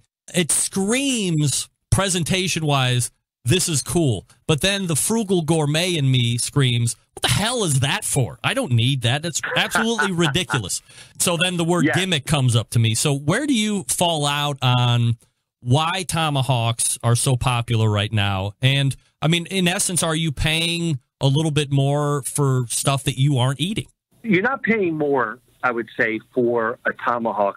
But you said it. You said the word presentation. Sure. And in a world where taking photos of every dish that comes out in every restaurant, when you sit in a restaurant that serves tomahawk steaks and a plated cooked tomahawk goes by, you can just watch everyone's eyes follow that plate. So that presentation, something that I would say, if you asked me that question 10 years ago, I would say, yeah, that's gimmicky. But now that plate presentation is unique and necessary. So there's no waste of meat, but there is a better way to eat a tomahawk.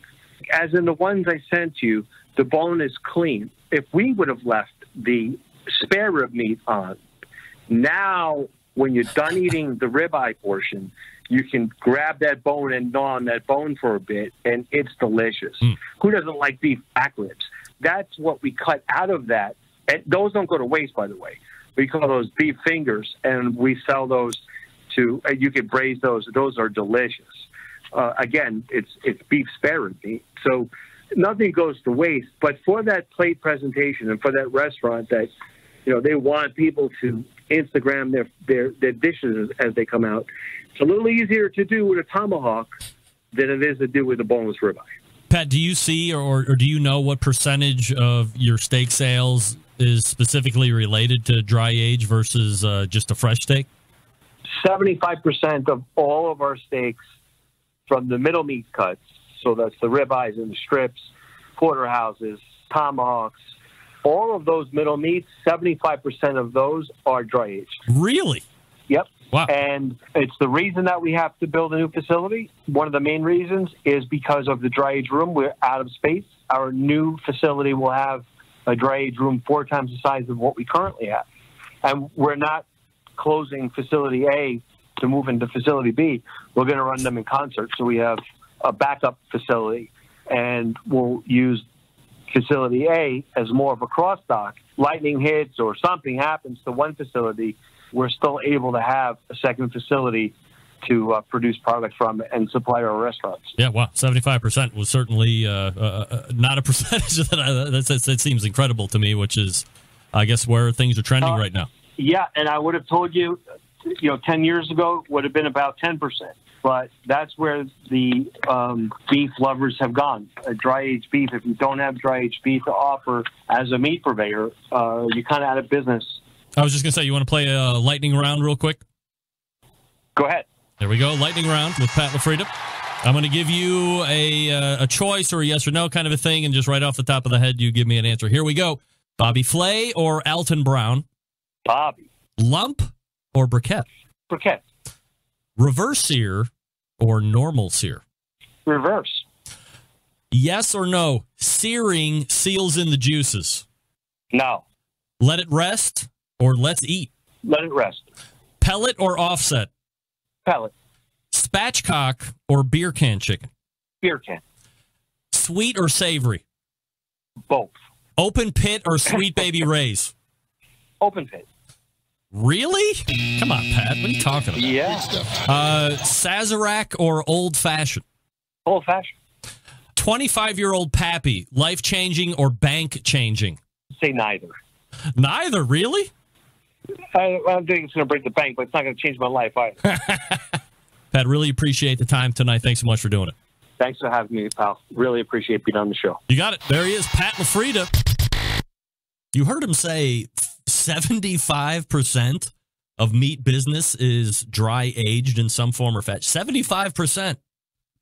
To me, that's still a staggering percentage. We continue on with the look back at 2018. First up, let me do a quick read.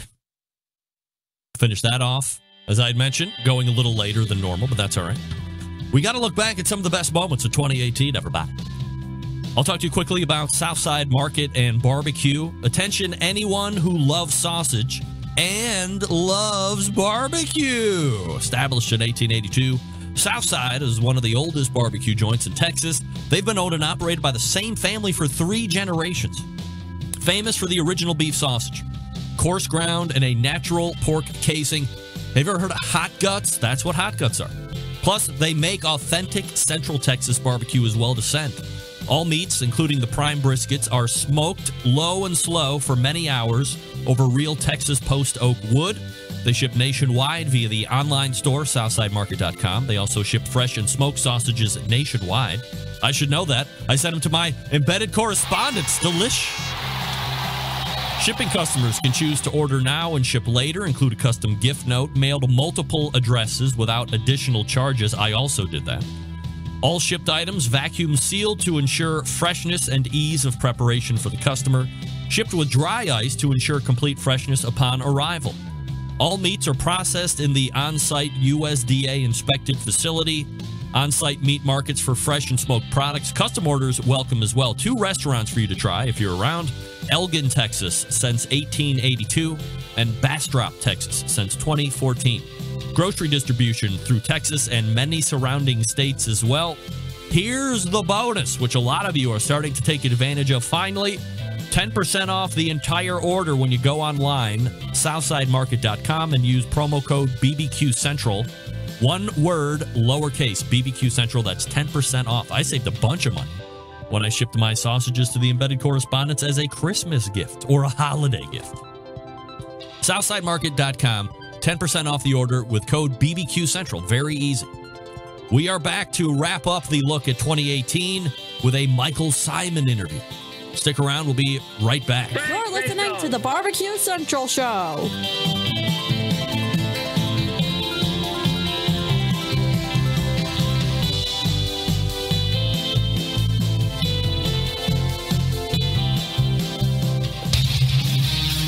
Whole packers, full racks, legs and thighs, injecting butts. If you've never heard this before, you might think you found the best XXX show ever. Let's get back to the most homoerotic host out there today, Greg Rempe. All right, welcome back. We are taking a final look back at 2018. New shows in 2019 loading up as we speak. We're already booking into February and March. Looking to get some new monthly guests. We might be losing some monthly guests. We might be moving around some segment slots. Always trying to make the show better, fresh, involved, timely, live, local, and late breaking. All right, the last segment as we look back on 2018 is what my friend Doug Tratner, who's the Cleveland Scene food writer here in Cleveland for the last number of years, 10, 15 years, or however long it's been. Doug, I'm sorry, I don't remember exactly. The side benefit, of course, is that he invites me to go to barbecue restaurants with him, and he, I guess, leans on me for my expert opinion, which I'm always happy to give to him. So, Doug, always appreciate the time that we spend together throughout the course of a calendar year. But he had termed Michael Symon when he did the first write-up on me a couple summers ago, which really helped the show move along here locally. He termed the guy Michael Symon as the white whale of the show, my Moby Dick, if you will. And it took 2 years of trying through social media, and I kind of tried to leverage Doug Tratner into asking him to come on the show, but he was a little unrelenting about that. So, however it happened, and I truly believe that it was all timing and kismet. I'm not a believer in fate, but I am a believer that a guy from Pittsburgh and a guy from Cleveland can put it together. I got to give a mad shout out, which I hate to say, to Doug Durda, who was in the Pittsburgh International Airport, saw a Michael Symon property, took a picture, tweeted it out, and then it really all enveloped from there. So much so that I met with Michael Symon in November. As I mentioned, November, a good month for the show. Live in person at Mabel's Barbecue. It went a little something like this.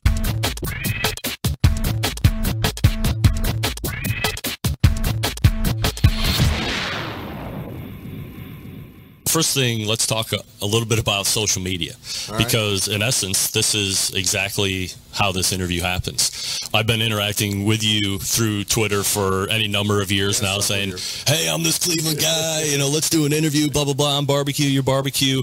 And through another guy in Pittsburgh who just happened to be at your location in the Pittsburgh airport, said, hey, what about your buddy? I'm like, I might like him more than me. All of a sudden, here we are talking in your restaurant. So how do you use social media, I guess, both personally and professionally, or because of who you are you able to delineate personal social media and business social media? That's a good question. I probably use social media, I guess, different than a lot of people. I use it more personally than I do professionally, but because professionally I'm a chef, it allows me to answer a lot of questions to a larger audience than I would be able to do just from customers coming into the restaurant. So, I try to use it, especially Twitter. I try to use Twitter. People have a cooking question, if they have a recipe question, if, today someone said, I have a rust spot on my knife, how do I get rid of it?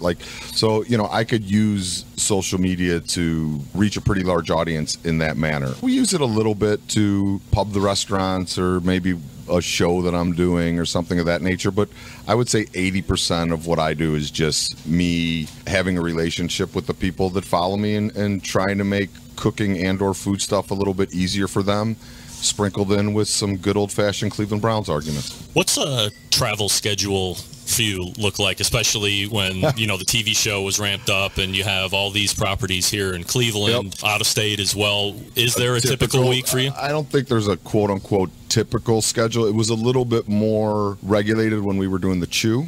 For those 7 years, I had to be in New York 3 days a week, 35 weeks a year. So, we filmed the show Tuesday, Wednesday, Thursday for 35 weeks a year. So, after we were done filming Thursday, typically I'd come home and do what I needed to do here. But this week, for instance, I got to Cleveland Saturday. I'm here till Wednesday, Thursday this week. I got a Thursday morning. I need to be back, and I have to go to New York to do Good Morning America and Thursday night football for Fox. Friday, we have an event at our Atlantic City restaurant, so I'll be in Atlantic City Friday, Saturday, Sunday, Monday, Tuesday doing the events and getting menu changes done there. Then I got to go to Philadelphia for a Food Network appearance the following day, and then we're opening up in Vegas, Mabel's mid-December, so I'll go to Vegas after that, and then probably be back in Cleveland right after that. I log a lot of miles. Cleveland is where I was born and raised. It's home to me whether I'm here for 3 weeks a month, a week a month. It's always what I consider my home. So let's talk about the term chef. There seems to be a lot of tossing of that term around amongst the people that are in that industry. Yeah. But if you go back and do a little due diligence, they haven't graduated from a culinary institute. They don't have a degree. And I've always been under the impression that it's kind of like me calling myself sergeant or lieutenant. I'm not in the military. I've done nothing to achieve those statuses. So to just toss them around seems a little bit disrespectful. Other people seem to have different opinions on that. You're a chef, obviously. And I'm just wondering what your take is on that. Well, I don't think you need a degree to be a chef. Some of the greatest chefs I know didn't go to culinary school. Thomas Keller, French Laundry, didn't go to culinary school. He's, arguably greatest American chef, or certainly one of them. I think the easiest way to answer the question, and what I always try to say to people, is when people say, I'm a chef, they're a chef, they're, blah, blah, blah, blah, blah. I always say, chef of what? If you ask yourself that question, you immediately know if that person's a chef or not. Are you chef of a TV show? Are you chef of your home kitchen? What makes you a chef? You don't have to own a restaurant to be a chef. minimally be overseeing one or spend a large part of your career overseeing one. One of my dear friends who's one of the greatest chefs of our time is Jacques Pepin. You know, Jacques no longer chef of a restaurant, but he's certainly a chef. I just don't like it when, and I shouldn't even say I don't like it. Look, at the end of the day, people are going to, you know, are you a chef? No, but I stayed at a Holiday Inn Express last night. You know, like, I mean, people are going to call themselves what they want to call themselves. The proof is in the pudding. But I do think to be called a chef, you should have a restaurant, be overseeing a restaurant, or leading people. You know, a chef is basically, you know, the chief, the coach. In order to be the chief or the coach, you need to be overseeing people that are cooking the food or cooking the food yourself. So I think when someone says they're a chef, if you say chef of what, and that person can't answer the question, they're probably not a chef. Let's take a look back. You're Cleveland born and bred, and I'm wondering, as you look back on your childhood, did you have a lot of barbecue experiences, or were they more grilling? It was actually a little bit of both. I come from a very food-driven family. I mean, my mother is Greek and Sicilian. I mean, you want to talk about great cooks, she's about as good as it gets. When we opened Angeline in Atlantic City, our Sicilian restaurant, the first night it was open, I went out to my parents' table and my mom wasn't there. I'm like, Dad, where's Mom? He's like, I don't know. I go back into the kitchen. She's 4'10" on a good day in high heels and a dress, and she's teaching the cooks how to make arancini the right way. My dad's side of the family is Eastern European, so we always smoked and grilled and cooked over live fire. My grandfather, who's 100 now, still lives on his own, good Eastern Euro blood. He would smoke hams and ribs and make bacon, and you know, so it was always really part of my heritage growing up. And when we did Mabel's, that's why for me, it was important to connect that Eastern European heritage, which really what they've been doing throughout Eastern Europe for hundreds and hundreds and hundreds of years, we would consider barbecue in America. They're buying cuts of meat, whether they're inexpensive or expensive, they're smoking them with all the different hams and sausages. And being a Cleveland boy, I needed to connect Eastern European smoking to what we consider barbecue in America. And that's kind of where we started with Mabel's and why we thought that it really was a Cleveland style barbecue, because it was a city that was been so inspired by Eastern Europe. And when you go to the West Side Market, you smell all the smoked meats right when you walk in. It's the first thing that hits you in the face. Most people would never say, oh, that I'm going to get some barbecue. But really what they're doing is barbecue. So you open Lola's first, and then there are other restaurants to follow. When did Mabel's get on the radar of something that you wanted to start putting together? God, very early on. You know, we opened Mabel's in 1997. It'll be 22 years or Lola in 1997. It'll be 22 years in March. I would say 15 to 17 years ago, I started talking to Doug and Liz about, I really want to do a barbecue restaurant. Like, that's what I want to do. And I couldn't convince them of it. It took me like 13 years to convince them. Mabel's opens April 2016. Not necessarily like an easy venture to get from a build out standpoint and get open. I remember seeing paper on the front walls out there thinking, is it going to be this week? Is it going to be this week? And it was still not now. What were the hurdles that you were running into to finally get those doors open? There were a lot of them. I mean, one, the permitting to get it to cooking with live fire is always twice as difficult than regular. You know, we went significantly over budget. Mabel's sits on a 2,400 square foot space. So as we start to build out, and you know, build outs of restaurants like this, you know, they're anywhere between $3 and $5 million to build a restaurant like this. So as we started building it and we realized how much it was going to cost, we're like, boy, we got to figure out how to get more seats in this place. So then, you know, we build mezzanines and black steel and all the stuff that goes into that, and more permits. And then it's like, oh my God, we don't have room for the pits. So now we had to create a whole nother level to put the pits on that obviously they're very heavy. They need to be enforced. Like, it's just one thing after the other. So it, you know, it was a 2-year build out, and something that we thought we would, when we bought the space, we thought we could have it open in 5 months. And 2 years later, we finally opened. So, but that's the restaurant business. I think that's what a lot of people at home sometimes fail to realize, that, and this isn't us, this is restaurants across the city or country, whatever. Restaurant people are insane because you're opening a project that's going to cost you, I don't know, even a tiny little burger joint like B-Spot costs $1 million. So you're going to open something that's going to cost $1 million to $5 million to open, and then most restaurant margins are 5%.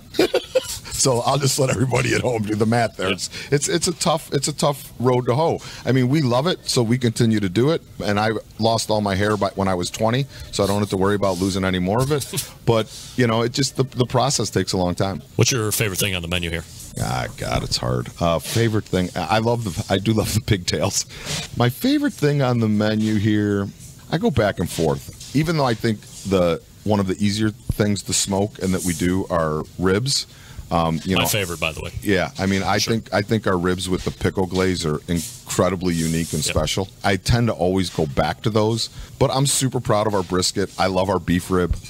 I love the pastrami spices that weave through the beef rib because I think it has a very great Eastern Euro feel to it. But, I would say that the pork ribs are, although they're one of the easier things that we do, to me, they're just really special. Do you have any inkling or any forethought at all about getting into the Barbecue Hall of Fame at some point?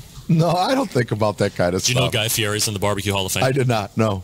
I don't think about that kind of stuff. I really... Do you know why he's in the Barbecue Hall of Fame? No. Okay. No. Me neither. No. I have no idea.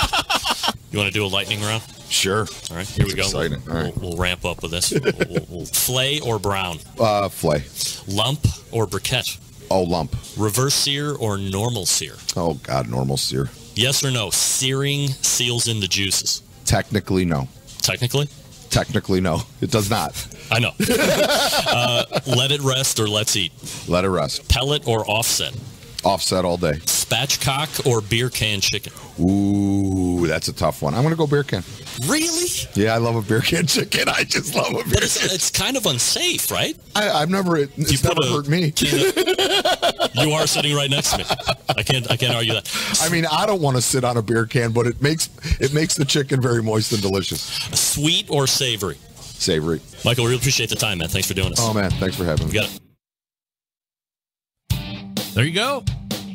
2018, a look back, a year in review at some of the best moments that myself and some of the other Inner Circle folks thought would be good to put together for you. For this New Year's Day show or New Year's night show. So happy New Year to you once again. Hope everybody's safe. Hope everybody's looking forward to a great 2019. We have a lot of great things in store. And by we, I mean mostly me. But we. Again, don't forget to sign up for the podcast. iTunes, Android, Google platforms, all that stuff. Stitcher. Rate and review the show if you could while you're on your platform. It helps other people find the show. Follow me socially at BBQ Central Show on both Twitter and Instagram or on Facebook. Give me a like. /BBQ Central Show is the place to find me there. Or you can also watch the live feed on Facebook and YouTube. Not sure exactly how the show will look from a video standpoint going forward.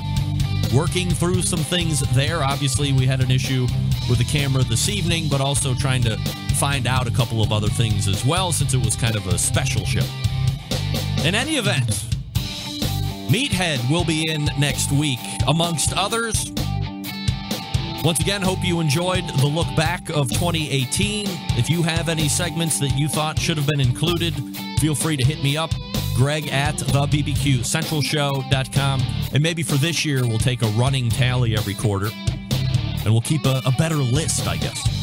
In any event, September 11th, 2001, I will never forget. Until next Tuesday at 9 p.m. Eastern Standard Time, this is your program host and proud U.S. American, Greg Rempe.